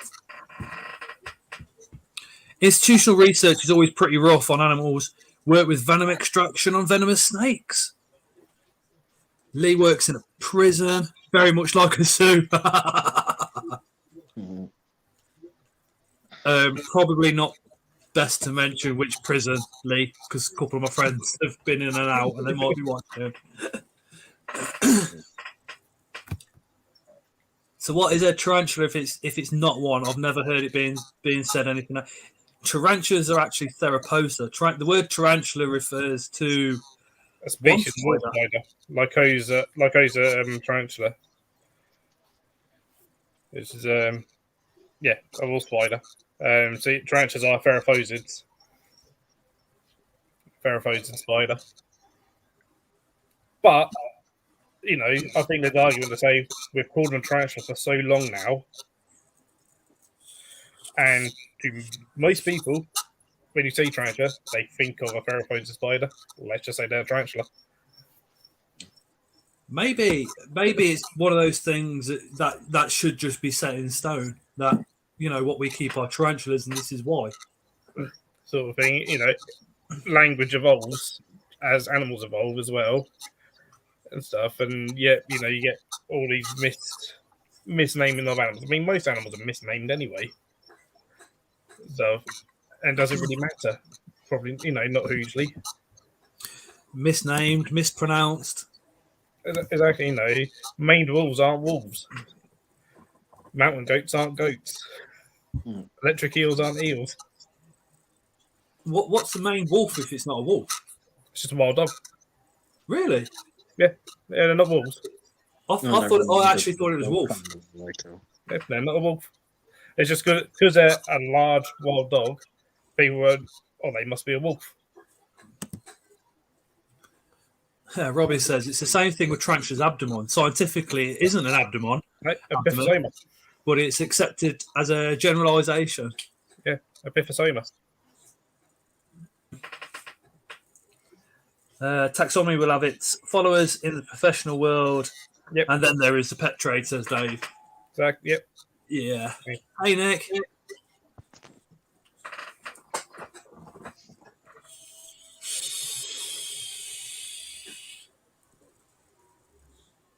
Hi, Nick. Tara got me a new vape for Christmas. Oh, that one. Ooh. It is flipping brilliant.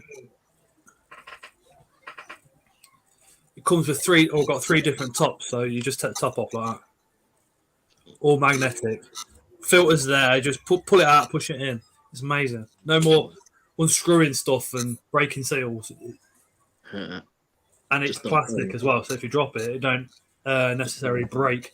Just don't burn the coil out. I've got coils for it. That's the vape I'm using at the moment. Okay, awesome juice.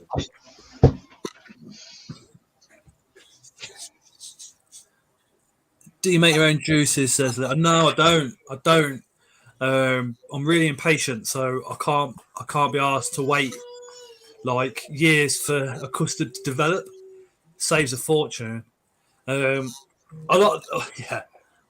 Again, this one was a tenner in town, in Coventry town. I got a couple more of those, but then if you go over to Washington Vapes, go in their clearance section, you can get some amazing deals. You can get like 200 mil for like £4 or £5. You've obviously got to then buy the nicotine to go in it.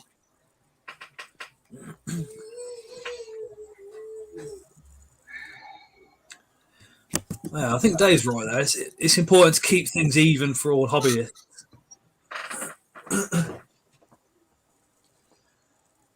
I wonder if the people that refer to tarantulas as Theropoda, I wonder if that view's kind of changing in one respect. I wonder if it's going to be, as the hobby gets older, maybe everybody will just say it's a tarantula. I mean, in terms of hobby, let's not give it a headache. It's already there. A lot of it is more in the scientific field, where like we're going to call them, probably call them theraposes in like papers and stuff. But it's more than that in between, and that's where we had debate at our conference. For zoos of whether zoos should stop referring to them as tarantulas. And most of us were like, well, no, because that's what the public know them as. If we start going, Mexican red knee theraphosid, they'll be like, what the hell's that?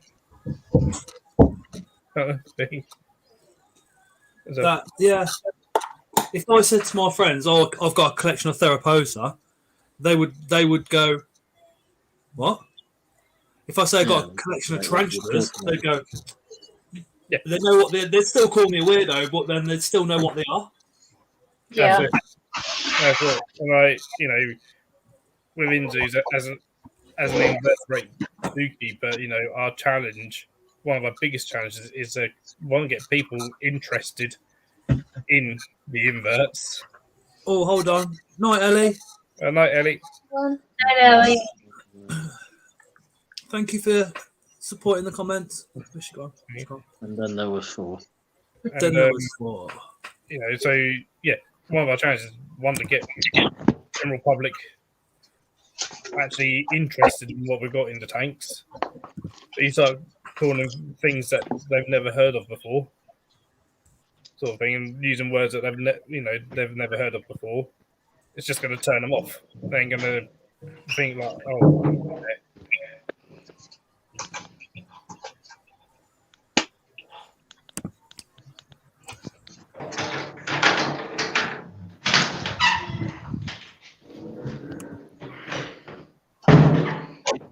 Bloody hell, Kyle.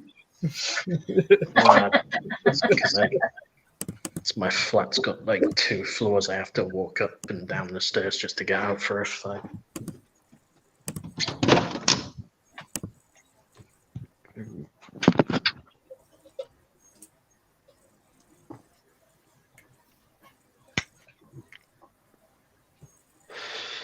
Stop smoking, get a vape.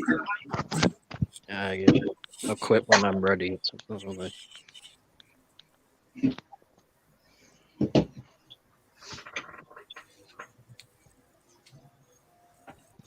Oh, Jackie used the code as well. Lucky Yorkshire isn't too far from me. If you drop Luke a message, he would have probably said, "Yeah, come pick him up if you want."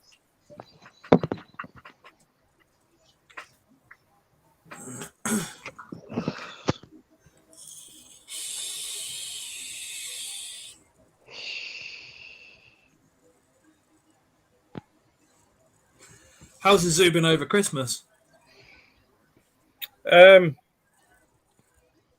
Christmas Eve was busy. Quite a few people in. Boxing Day was raining. I had Christmas Day off this year, so I'll probably work it next year. Boxing Day was raining, but I had more people than we thought we would have. So, then it's been pretty steady. Monday and today's been actually pretty steady with people. I was, like I said to you before, I was surprised it was open. Yeah.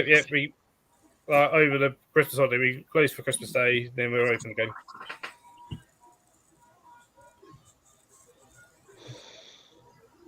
Gordon says, anyone watched a program called Scaled on the Animal Planet channel? Never heard of that. Oh, Leah. Right, Leah. You get some sleep tonight, mate. Night, Leah. Love you. Lee says, what zoo do you work at, Phil? At Shefbreth Wildlife Park near Cambridge. Night, Leah. Might have to pop over at some point this year. Definitely. Probably get a couple of days off in the week or something, come over on the weekday. Dave says he used to love working Christmas Day at the zoo. You couldn't get me to work Christmas Day for love nor money, I tell you. I don't work being a zookeeper working Christmas Day, really, it's not that bad at all. Because it's quite a chill day, it's really quiet, and normally everyone's still fairly jolly. kind of thing. You kind of do what needs to be done often, and then you kind of, some zoos will even, I know some of them got like really big teams, they'll actually have a whole Christmas dinner in the zoo. Just for the team. So kind of them. But yeah, it's not all that bad. We've got an echo going on with somebody. We did have. Jackie says, I ditched mainstream TV. It's pants. Got better things to watch. Tell you what, Jackie, so have I. I don't watch mainstream TV at all. I'll watch a lot of the films, a lot of horror films, and I'll watch some bits and bobs on YouTube. I don't watch mainstream TV. Don't watch none of the soaps, nothing like that. We use the streaming services like Netflix and Hulu. We don't even pay for cable anymore. It just got too expensive. We get, we're still paying for Netflix. I need to cancel that because we've got a Fire Stick chip. So we've got all the films, all the channels. More importantly, I've got all the pay-per-view ones for the UFC, which is amazing. Because before I used to have to wait a couple of days before I could see the fights. Now I can watch them when they happen, and the BKB.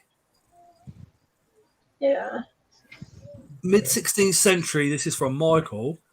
From medieval Latin, from Old Latin, tarantula, from the name of the seaport Taranto, compared with tarantula and tarantulism. Yep. Phil, I have no idea. It's a bit of a mix of anybody watching. Of words. Phil is literally a wealth of knowledge, and he is my go-to for stuff like that. Every Tuesday.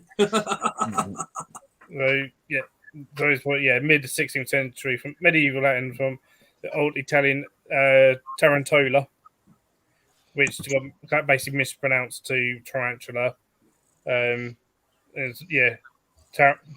Taranto, and then tarantella, and tarantulism. Kind of combined and like bastardized and stuff. That's what Google says. Michael's been on the Google, so that's what Google says. Here's me thinking, Michael knows his stuff. No, Google knows his stuff.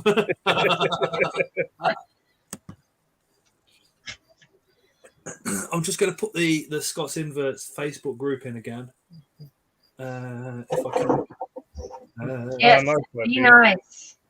Spider-Man is one of the moderators on there, so you have to be nice. Let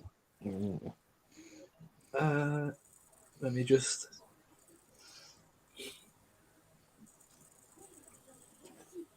Always an honor when Christine's on. No. It's a group where literally no question is too. I like Mark. Too much of a beginner species. Too much of a beginner question to ask, you know? No question too big or small. Oh, thank you, Mark. See you later, Mark.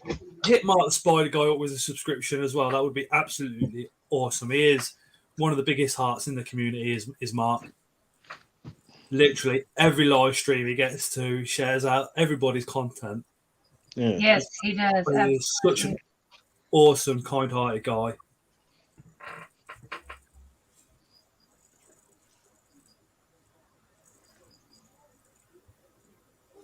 Yes, I think the group is going to be wonderful as long as people stay nice, and because I'm not going to put up with, if I know you're not, I'm not going to put up with anybody being mean or rude. I'm going to tell you that right now. I give people, as Spider-Man will probably let you know, because she knows somebody that I've gave chance to after chance to after chance to, and that's one of my downfalls. So Spider-Man can delete them, so I ain't got to worry about it.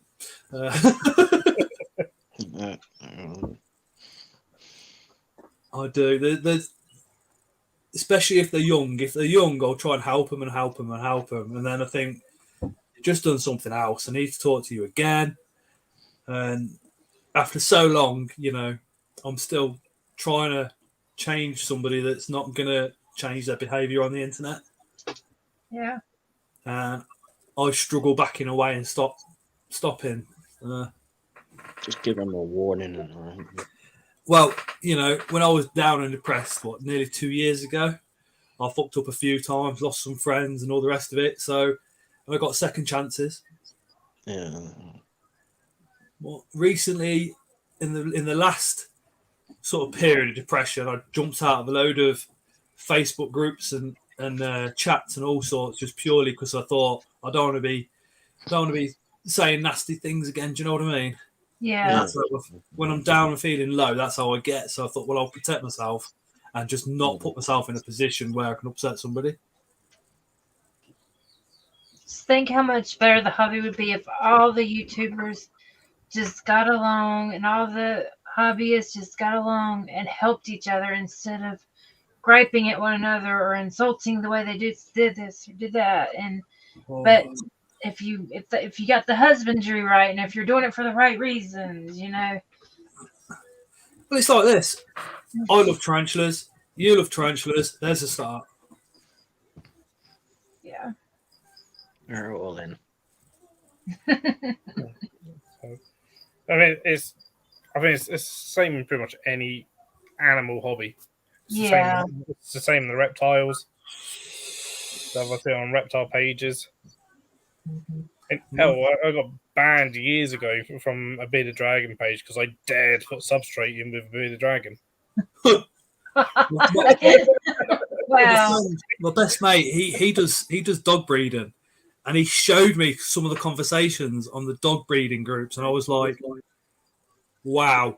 Literally, people get related to death on those groups, on the dog breeding ones. Some of the groups, it's all like, some of the worst I've seen.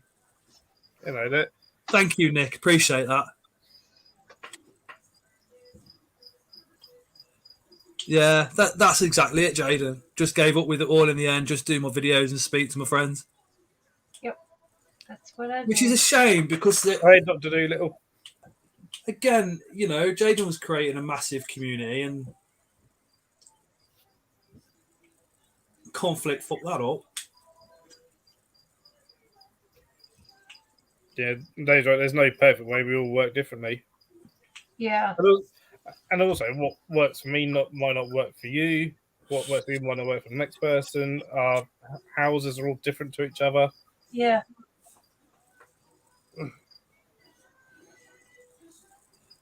And all of our spiders, even though they may be the same genus and species, they're going to have different preferences. So it's just all we can do is support each other, but not put up with tarantulas being mistreated or anything like that purposefully. If somebody's new in the hobby, of course, we should help them, but there's some. This hobby seems fine lately. For a long time, in my opinion, but maybe as I don't participate in much anymore. Do you know what? That's what I think. And then somebody inboxes me and says, "Oh, have you seen this person?" I'm like, "No." But I'm like, "But I don't want to know. I really don't want to know." Yeah. And he says, "Can't even get any raggies." I haven't been able to get in raggies for 2 years, mate. What I will say about the whole raggy situation is, what got released from that group chat should never have been released because it was all said in private between the members that was in that group chat.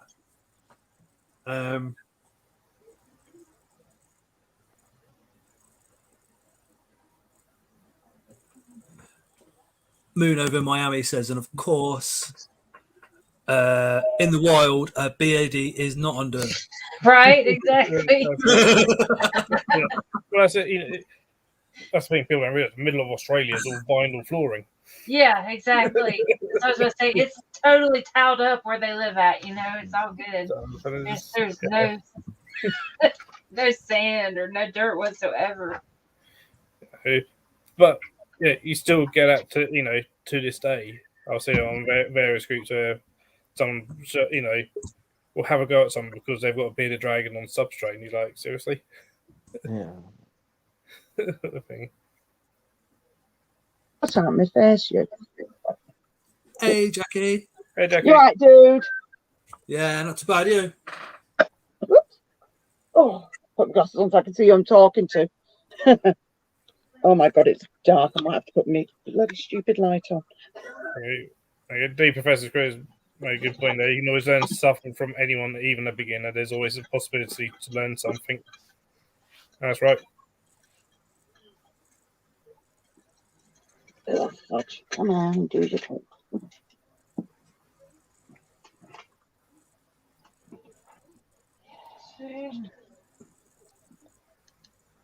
Just drop Aiden's new channel down in the comments. If everybody could do the love and go and subscribe, that would be awesome.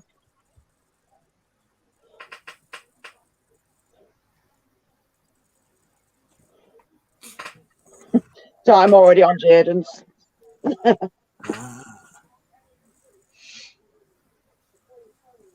What have you been up to then, Jackie? Much or not? Nothing? Or Christmas all right? Yeah, I had one of my sons over, so that was all right. Yeah, it's been all right. At the moment, I'm just waiting for. I've only got one prayer mantis, but I reckon this one must be a female. But she's just taking the time to shed, and usually they shed quite quickly. So I'm like, well, I've had one of these species before, so what's different? I don't know at the moment. Just keeping an eye on her. So I'm just like, well, the temperature's fine in there, and we just keep looking back. And it's not that when you look in there, I know she's not passed or anything. So I just watch the little dot in her eyes moving around. And I'm like, yeah, she's fine. It just makes me laugh. Is she just still? Just still? Oh, she's still. And obviously she's gone really, really white because it's one of them giant Asian.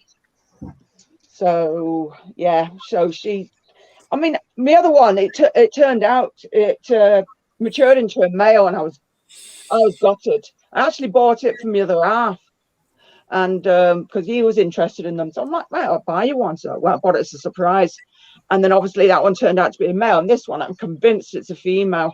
This one, so I'm like, you better be a female. You're not dying early. Dave's Little Beastie says most of what I do with spiders is not classified as normal. I would say pretty groundbreaking. What is normal? There's no such word as normal. We were toying with the idea. Me and Steve thought on that as it goes of blacking out the sides of enclosures a while back, and his original wooden enclosure he built is one me and him designed through messages, and that was the idea, to black it out so it couldn't see the other one. But his beastie cards are a wicked idea. Just literally a piece of card to go in between your two enclosures, so one spider can't see the other. So your spiders could feel more at rest. And then the other thing was like building the substrate up at the back of the enclosure, so your spiders got room to burrow instead of putting it in a deep bucket. It is another good, cool idea. And also doing that from just a enclosure design point of view, if you're doing it as a display, building the substrate up towards the back actually creates a sense of depth as well, for our view, so it makes it feel like it's a bigger enclosure. Yeah. It's something I would never have done when I first started, because I was always adamant, no, spider needs to burrow, it's got to be deep, that's it. But then, spiders will burrow where spiders can burrow. And if there's a slope, well, it'll burrow into the slope. Sorry, I was moving me. Yeah, the thing that I put my phone on. It's like a little tripod. Hit the button. It's too sensitive for my liking. Yeah, Dave says people follow old methods and others repeat without any prior experience, so making it harder for beginners to learn. That's true. Yep, that is true. You see that everywhere, though, not in every aspect of life, because humans do what humans do, and that is try not to change most of the time. I always think it's interesting. They always say you can learn something new every day, and why not? You got to adapt and change, otherwise you're going to be left behind. Absolutely. Do you know what I took for inspiration yesterday? And this is a bit off the cuff. It's a bit bizarre. I was watching. Hey Russell, oh night Russell. Was Alice in Wonderland, and there was a point where she says her dad thought of 6 impossible things a day, which I know sounds a bit crazy, but bear with me. So I thought, well, if I think of 4 impossible things every single day, it's opening up my mindset to more ideas. It's expanding my mind to be thinking outside of the box anywhere and everywhere I can. Told you it was a bit off the cuff. A lot of people have tunnel vision, and there's many ways of properly keeping different animals. It's not just one set way. And these people with tunnel vision, you can't tell them any different. So, but there's many correct ways of keeping them. Not just one set way. I've got assassin bugs on a bioactive, mainly terrestrial. And the amount of people that said that won't work was mental. I've got hundreds of babies. I like the assassin bugs. I don't have any, but they're pretty cool. I was debating getting some at the last show, but there's one coming up in January. So you just gonna stand there and look like a rat in it. I highly recommend the assassin bugs. That's like what Phil said. What works for one might not necessarily work for the next. Yep, I agree. That's just it. Cool. Little baby, you coming up? You're just being a spanner. Commented on only what they have done rather than what they have run. It would be simply, that's true. Yeah. Hey, Charlie. Hey, Charlie. Hey, Charlie. You all right, mate?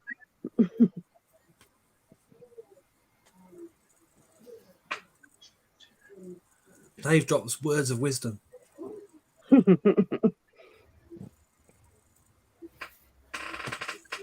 Here's a contentious question. Ooh, that is. Does hobbyist breeding really do anything for the conservation, or is it just lining some pockets?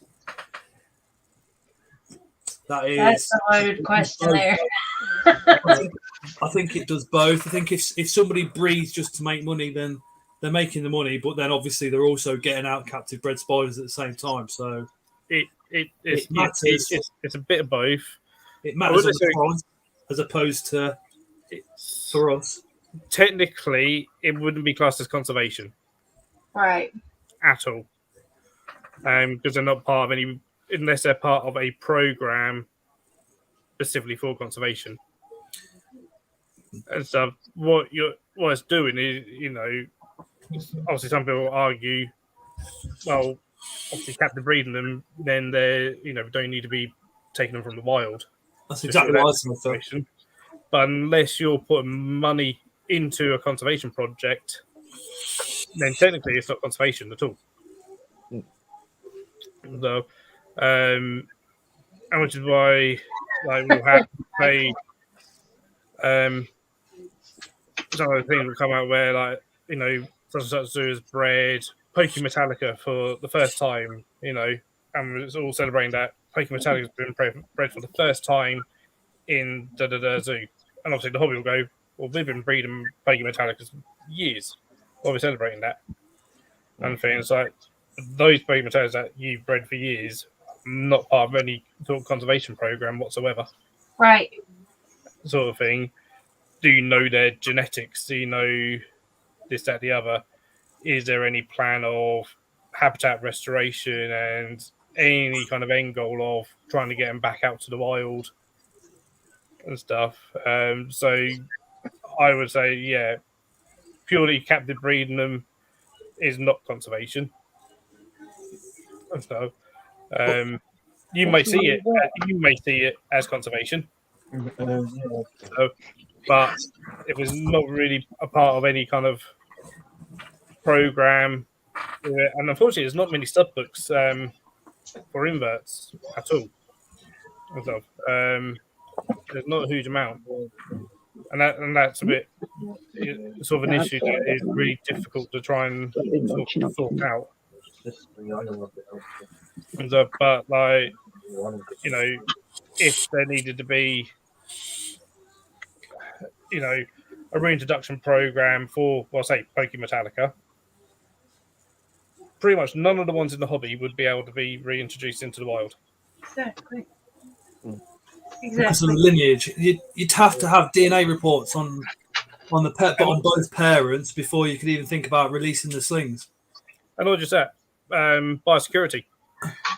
You know, my biosecurity and stuff. So, disease risk, risk of pathogens getting out. So, you know, your spiders, my spiders here, may have different pathogens than the ones in the wild.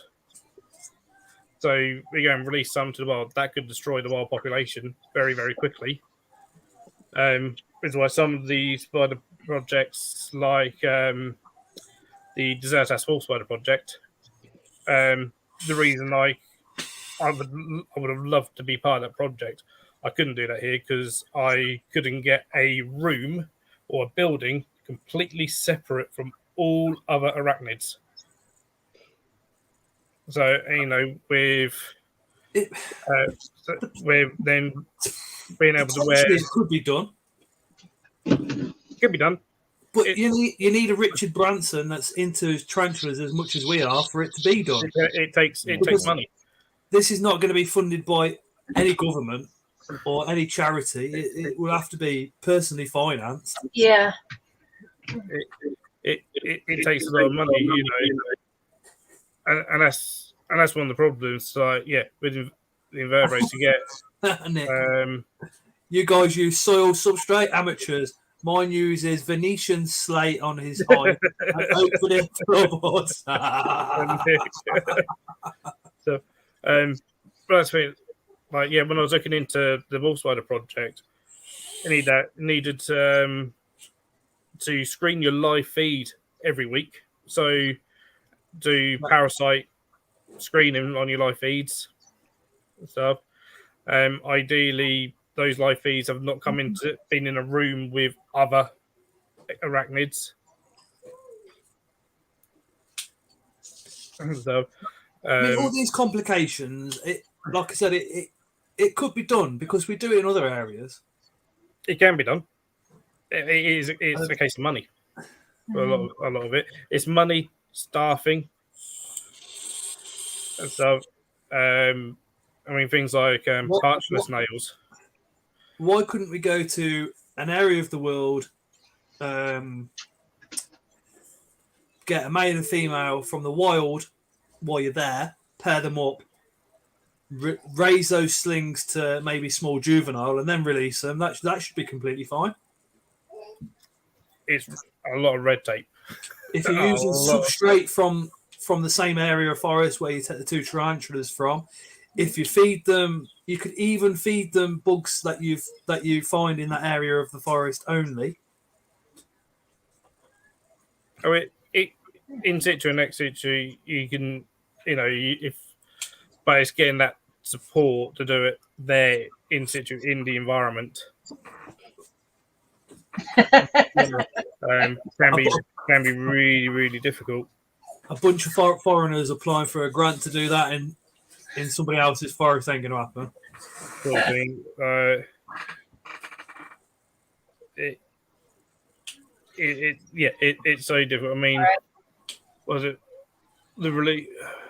Can't remember if they did the release of Parchment Snail, or they're looking at Parchment Snail, like reserve, and just for these snails, it costs up like over £100,000 to corner off basically a little bit of the forest to try and protect the snails. Spider King's just said, for me, the end goal will not be getting them back out to the wild. The more we can breed in captivity as hobbyists, it's got to help though. But we still need to get the odd spider from the wild to keep that DNA fresh in the hobby as well as. Otherwise, they're just they'll get weaker as a species in the hobby. And also, in some ways, the longer a species is in captivity, the less it's like the wild counterpart is as well. It becomes almost a different animal as well. Someone done a study on golden mantellas. Those species of frog, very similar to poison dart frogs, but from Madagascar. And they've done a comparison of captive UK zoo golden mantellas, we have them here, wild golden mantellas, and captive golden mantellas in Madagascar at a conservation project. We found all three were very different to each other. They all had different colours to each other and different calls. So she in conjunction with Chester Zoo, Sufo took recordings of calls and played them to the different populations and stuff, and found they wouldn't respond to, like, the wild ones wouldn't respond to captive ones. The captive ones wouldn't respond to wild ones, and it's all like, and kind of percentages went, okay, well, we've done something probably wrong over the years, and we've actually kind of created a different animal. Captive bred animals are very different behaving to wild species. Yep. Our parakeet has got a little toy, and the little toy makes a cat noise. It makes a whistling noise, and the parakeet will now make a cat noise, and it'll make this whistling noise. If you put my parakeet, Layla's parakeet, back into the wild, okay, it will hunt. Well, it will feed itself on nuts and fruits and stuff like that. It will survive. It's got no chance of breeding because it will sit there making a cat noise, and the other parakeet's going to be looking at it going, "What the fuck are you on about?"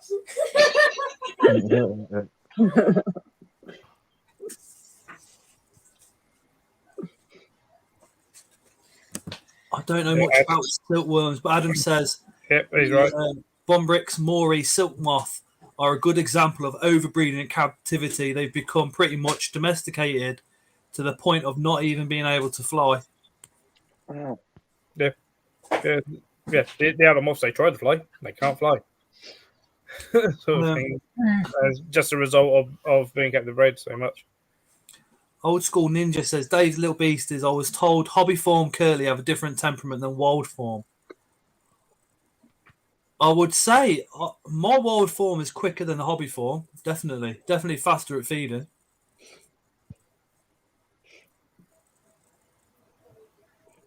Yeah, that Dr. Doolittle's hit the nail on the head. Every country with native tarantulas would have to run its own conservation program. Yeah. And D professors, habitat loss is sort of habitat destruction is one of the biggest threats to all animals. Night, Charlie. Night, Charlie. Night, Charlie. Night, Charlie. Yeah, absolutely, and it's great to debate these things as well because so we need to. It's always good to have a healthy debate on something.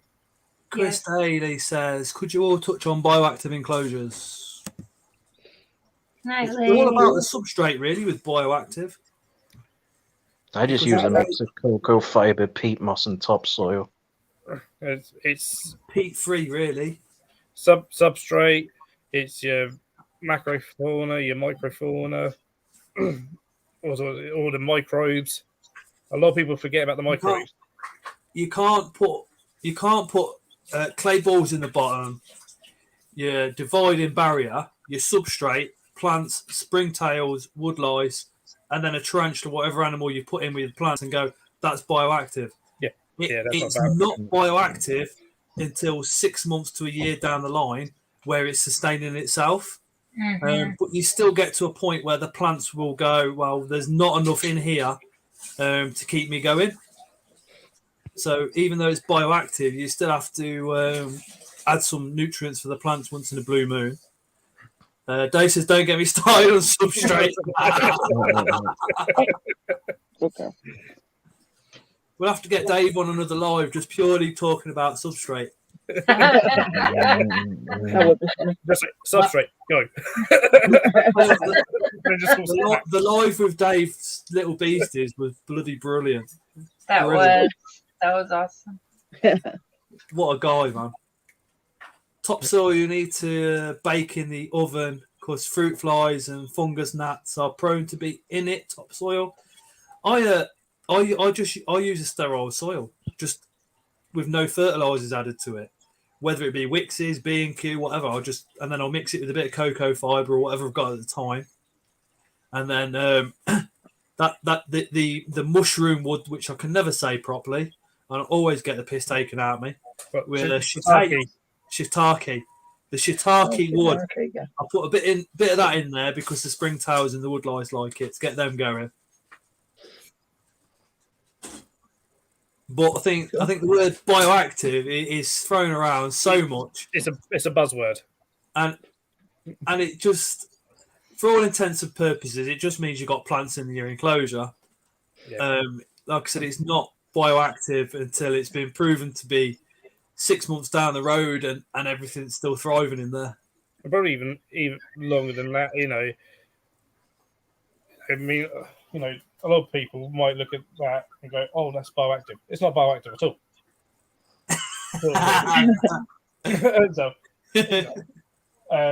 Because all it is at the moment is clay balls, substrate divider, substrate, moss, plants. That's it.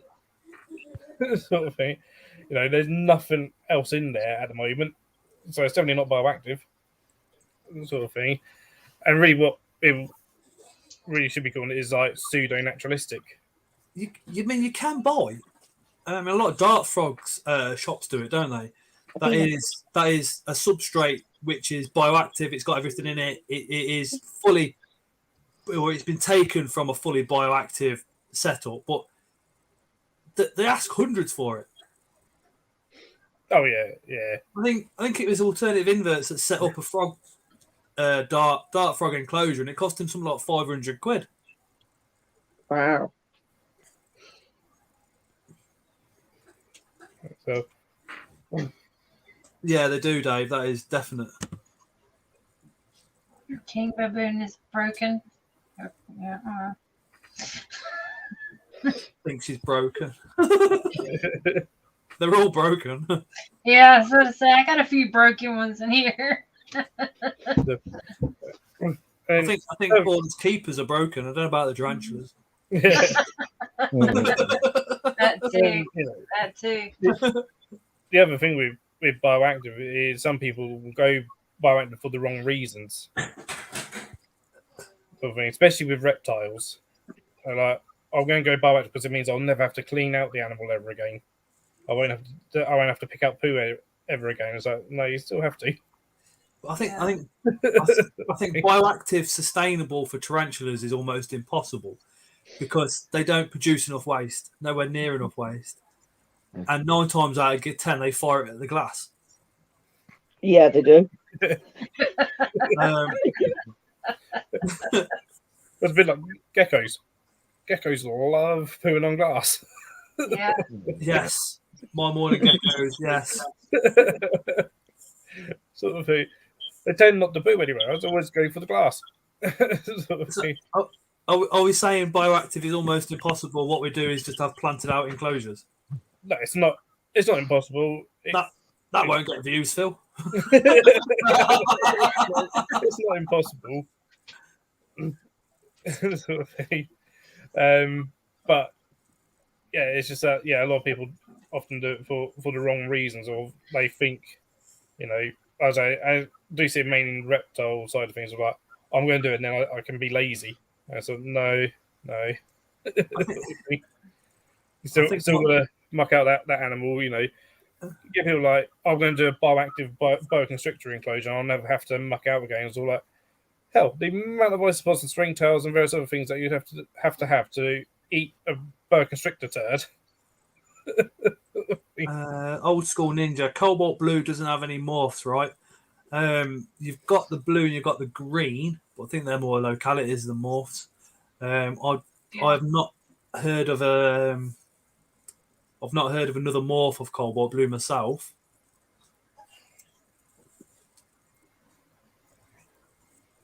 Guys, you could make history here in the tarantula world. All get together and decide which country you want to deal with, and then attempt to communicate with that government in about conservation. It'd be the Philippines for me. Good luck, because a lot of governments Here it would be a total waste of breath. Got friends in the Philippines. They sometimes, I think I said this on stream before, they sometimes phone me, and they literally live in the jungle. They must be close to the city to be able to get decent signal, and they're literally like this. And 9 times out of 10, it's either dark or near dark, and they just like literally just go for a walk through the jungle. It's awesome.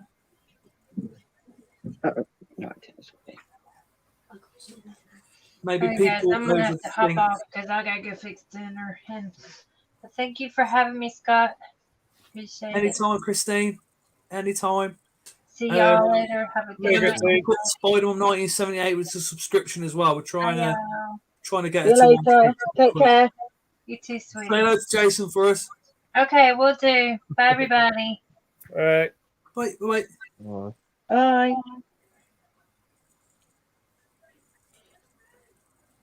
Cambodia would be interesting. One. Maybe people overthink bioactive because we all call them bioactive. Pseudo-naturalistic is actually for more appropriate. Yeah, definitely. Yeah. I think sometimes people get put off by the term like pseudo-naturalistic. Like, oh, but that means it's fair. So, no, it's just that it's not quite fully naturalistic, but it looks nice. Like I said, pseudo-naturalistic isn't going to get as many views as if you put bioactive. Oh, it's not. It's not at all. I think that's what it comes down to. And it's kind of, the term of it has become, sort of trendy, if you like. So if you're doing it for the right reasons, then, definitely, but if you do it for the wrong reason and you don't do it fully and do it well, then it can actually be really dangerous for your animal. So sometimes it's better just, sometimes people get bored, like, when they realize, sometimes like, oh, maybe so like, well, look, just do a nice planted enclosure, put some springtails in there, you'll be all right, sort of thing. But realize you still got to do maintenance, got to do cleaning, sort of thing. I think the thing is with the springtails, 9 times out of 10, there's that much in the substrate to keep them alive that they're not going to look at spider waste or animal waste. Yeah, because they're actually down a bit deeper than what you think. And 9 times out of 10, they're mainly underneath the water dish because that's where it's most moist. Yeah. I mean, for most of my enclosures that have, most of mine don't necessarily put springtails in; they take themselves in there anyway, and they just migrate between enclosures. Often, but when I put like isopods and stuff, a lot of time it's actually just to add more interest for me. Yeah. And then again, you've got to be careful with the isopods because they can potentially eat a molting tarantula. Oh yeah, got to be yeah. Very much depends on the species of isopod that I put in. Well, I'm asking for T's higher moisture requirements.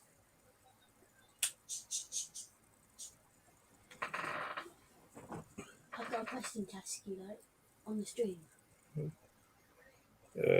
Easiest one to keep bioactive. Pothos is pretty damn easy. Thing to see if you're smart. Say silk. Pothos is just amazingly easy to grow. That's it. If you manage to kill a pothos in the enclosure, then don't bother with plants.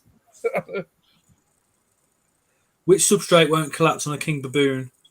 Since they're I've had it collapse just using pure cocoa fiber alone. You want something with maybe a little bit of clay in. That's what I've got with mine now. literally topsoil, tiny bit of clay, but then the cocoa fibre that I've got recently has got lots of long fibrous pieces in. What was that? No idea. I've been sat here. It came from there.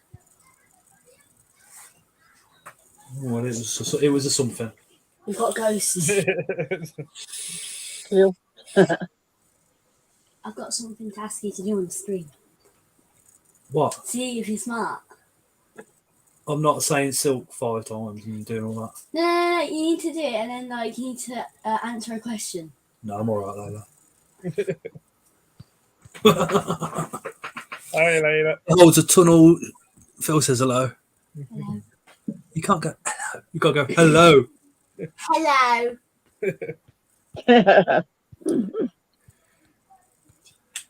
How much clay do they need? Just a little bit mixed in. It's hard to say exactly how much.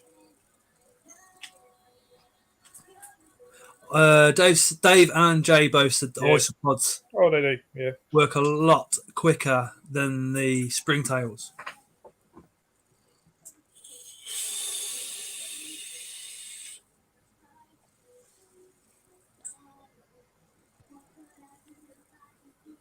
Dave uses compost and leaf mulch. I've run out of leaf mulch. I'm going to have to go and get some.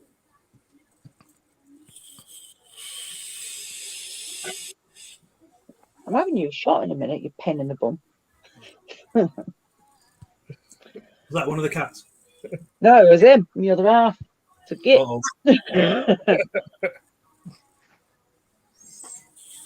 Hello, Jackie's other half.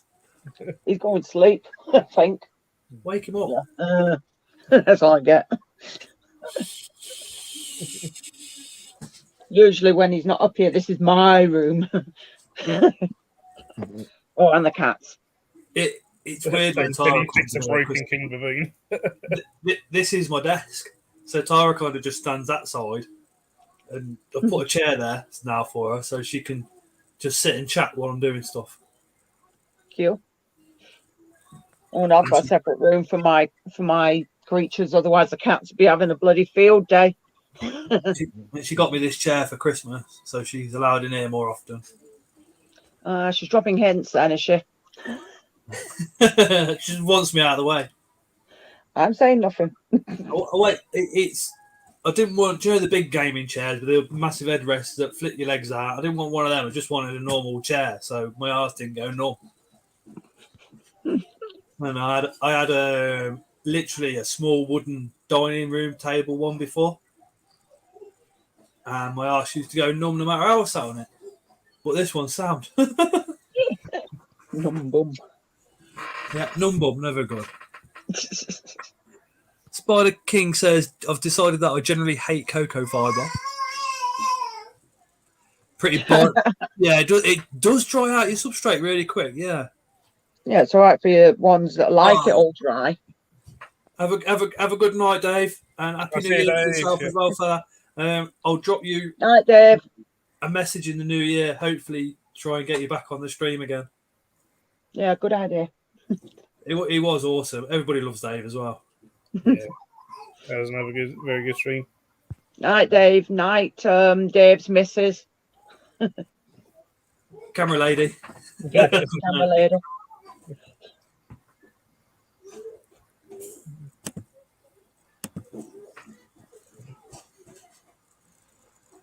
Yeah, I think we'll give it another 15 minutes, another 10 minutes, sorry, and then I'm going to call it a night.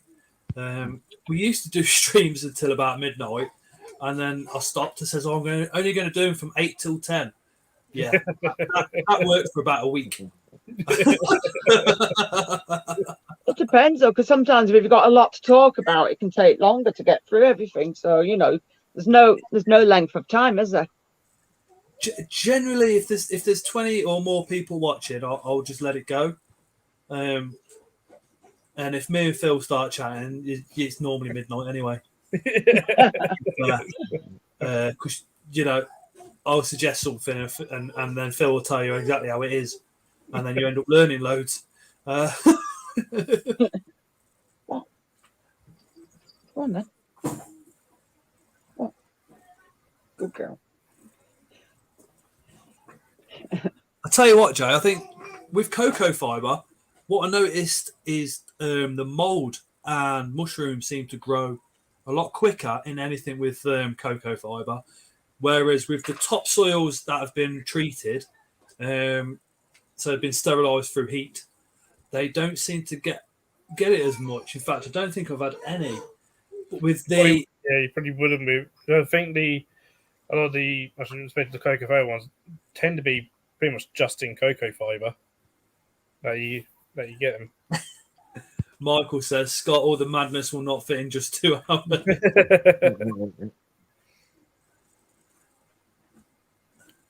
No, I do call out with some mad crap, I must admit. With like other sort of mixes and stuff, some, for some going back like bioactive, sometimes seeing the odd mushroom can actually be a good sign because it means there's stuff going on in the substrate, stuff that's working. So, and that's something that actually a lot of sometimes don't do is as I say, up an enclosure, especially like a planted one, is actually let that settle in before putting an animal into it. Yeah. A couple of people have joined the group. I've got a fine thing now.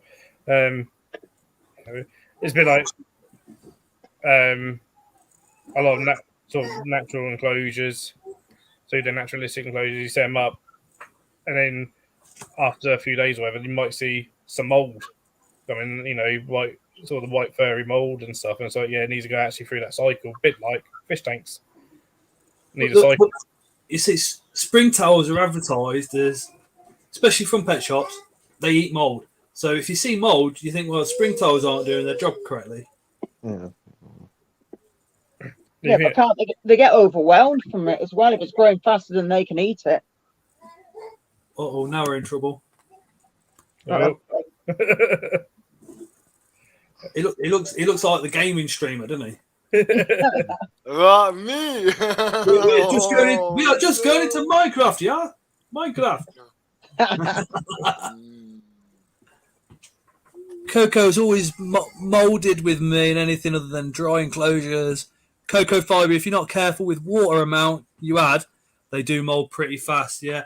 I wonder if that's because cocoa fibre literally contains nothing. And off it goes. I've got lichen growing in a few enclosures. Nice. That's been I hear everything double. That's been taken from the wild. Antscapes, I was chatting to him. He says you can get it growing on pretty much any timber if you do what he does. And I think it involved dropping milk onto hardwood. Do not quote me on that, and do not do it expecting to see lichen, because I think there might be a lot more to it than just that. We have to pester him to do a video on how to grow lichen, I think. Yeah, really.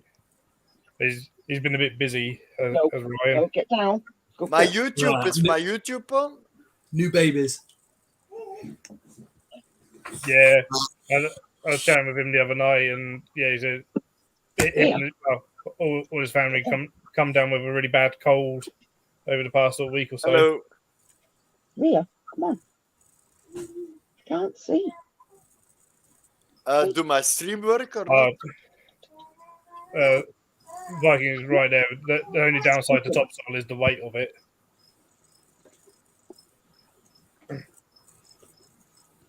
That for me is the only downside to topsoil is it weighs a ton.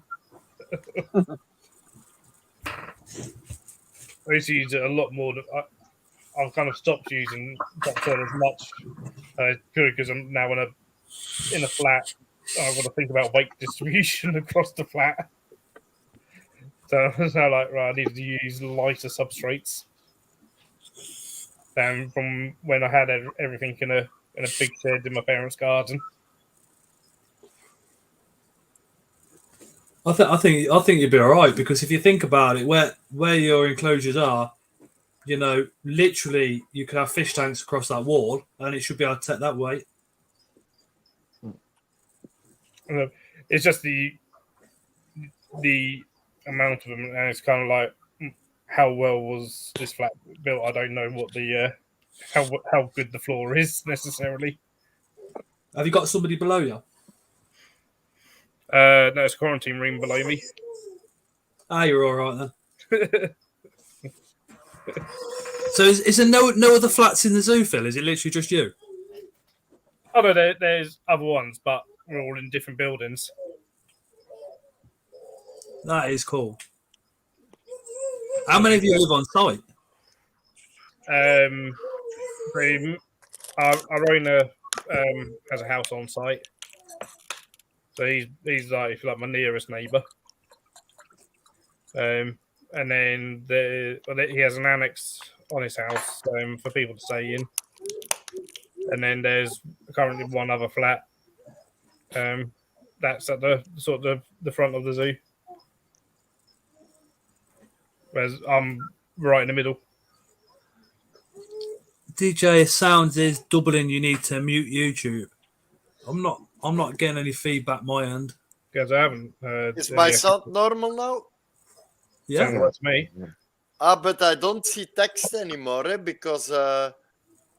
Don't you worry about those comments. We're on them.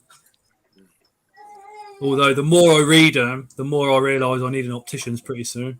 I'm 42 and I haven't been for 5 years. And I'm dreading it because I know what they're going to say. My mum was on about it at Christmas. She was like, "Have you been to the opticians yet?" I was like, "No, Mum, don't worry about it. I can see 5 meters up the road. That's enough to drive." I'm not that bad. It's not that bad. Yeah, I had a problem because I bought an how do you call it? Terraposa apolismos or something. But I don't know if I put it in enclosure because I think I bought a male. So it's only like a half year old, but if it grows fast, then I need to remove it in another one, and I want to add my sturmy in it. But I don't know if the irrigating hairs are going to tickle the other sling, you know. But they are both Terraposa, so they won't tickle each other, you know, the hairs. They can't stand it, eh?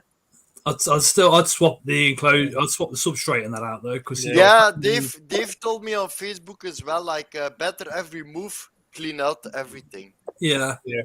You've got the old spider's shit in its house and all the rest of it. So a new spider's going to go in there. It's like when you move house, you clean everything and spray everything down. Spider can't do that. Yeah. You've got to do it for it. Spider King says we plan 4 600-litre fish tanks in our next house move. Mate, oh my god! Well, hold on. 6 years ago, I had 15 fish tanks running. I had a big 6-foot tank, had a 5-foot tank. I bred electric blue jack dancers as well as a normal. Bred Malawi, bred Jags, bred all sorts. I had a marine tank in here, and it got to the point where it was either right. I need to decide where I want to go, and it was either down the marine route or into spiders more. So yeah, the marine tank went and spiders took over. Michael's just found out there's 33 species of Lacidora. Yes, I was surprised at that. I didn't know there was 33 species, so I've just learned that. You see the comments as well on stream if you want, if you put it on comments. I don't know. Yeah, I see it, I think. Yeah, you can sometimes on your laptop, but I'm using my phones, so seeing comments on this phone and watching on there. Double streaming. Yeah, that's what I do. But the problem is, I changed from camera to old webcam, but now I use my how do you call it? My Sony camcorder with the stream thing on it. So I record from my camera. It's easier. So I mean, I linked up my 4K camera and I had that on the stream, but then the battery goes. I have to swap the battery over. But the thing is, StreamYard, unless I pay ridiculous amounts of money, will only let me stream in HD anyway.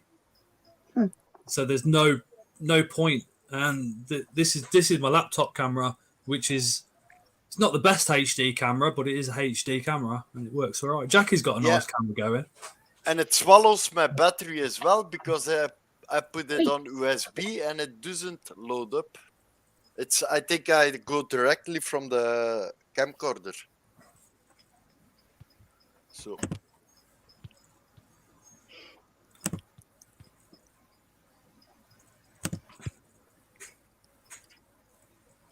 No, playing around with backgrounds. Yeah. Is it even working properly? This is my front room. This is my house. You got a green screen. Oh, you can do that though, can't you, on StreamYard? You can have it like normal. I like to do that. Just put a little blur on the background. I suppose it's more private. If I got my green screen out, then you can have anything behind me. But I don't know. I just got fed up with green screens. Yeah, found out Sufferfield didn't know. There's lots I don't know. I'm always learning. Oh, Jay, you can have a lot of tanks. A lot of tanks. Bloody hell.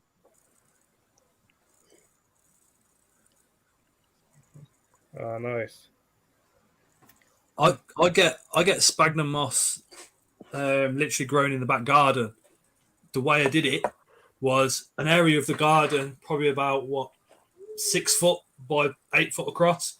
I just left it to overgrow with stingers, and then I cut the stingers down, removed the stinger waste, but left about this much of the nubs of the stingers. And then at the beginning of the summer, I found the moss grew off the ground, but in between the stinger roots. So I can literally just go and roll it up, but I've left it now because otherwise I ain't gonna have any for next year. Guy is always touching his camera.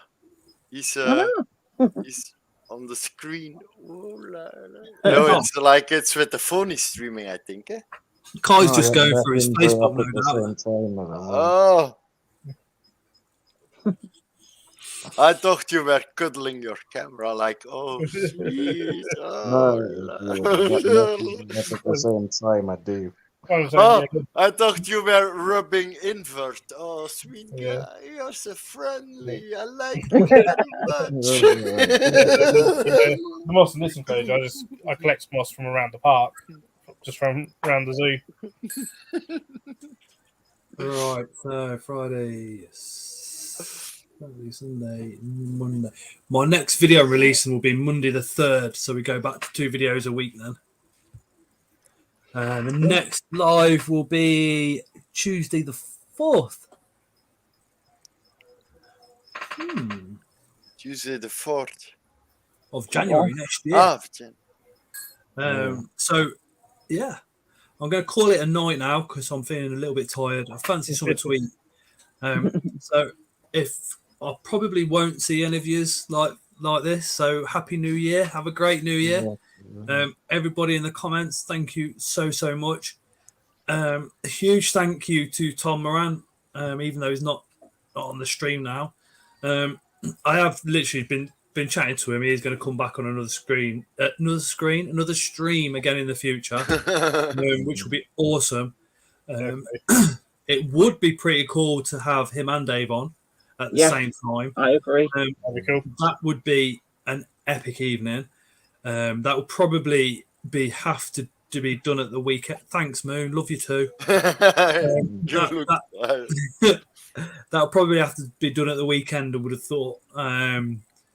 Just purely because, like I said, 8 p.m. in Connecticut is 3 p.m. in the afternoon. So Tom's actually still at work at that point. He said he was a teacher, didn't he? So, yeah. Yeah, it's either that or start the stream at 10 o'clock, or maybe start it at 9 with Dave, and then Tom comes in at 10. But then we're getting quite late for a lot of people, which is a bit of a shame. But yeah, thank you so much to everybody that's popped on stream as well as. I hope you have an absolutely amazing new year. Wish everybody all the best for the new year. Make sure you subscribe to everybody on screen and in the comments with channels. And then obviously head over to Scott's Inverts Army on Facebook, which is the Facebook group that we've literally just started, where we're going to make it advanced, intermediate, beginner, and complete noob friendly. And like I said, anything nasty on there, just drop me a message straight away and I'll delete that person, because we're not going to be having any ruffling of feathers or anything nasty going on that group. We just basically set it up to run alongside my channel and the lives and the other fantastic channels that are associated with this one as well as. But yeah, awesome. So there'll be a lot of YouTube stuff whacked up on there, so you'll never miss somebody's link or anything like that. But yeah, thank you to everybody, and we shall see you again next year. See you later. I don't play with fireworks. Bye, everyone. Night, everybody. Take care. Bye-bye. Right.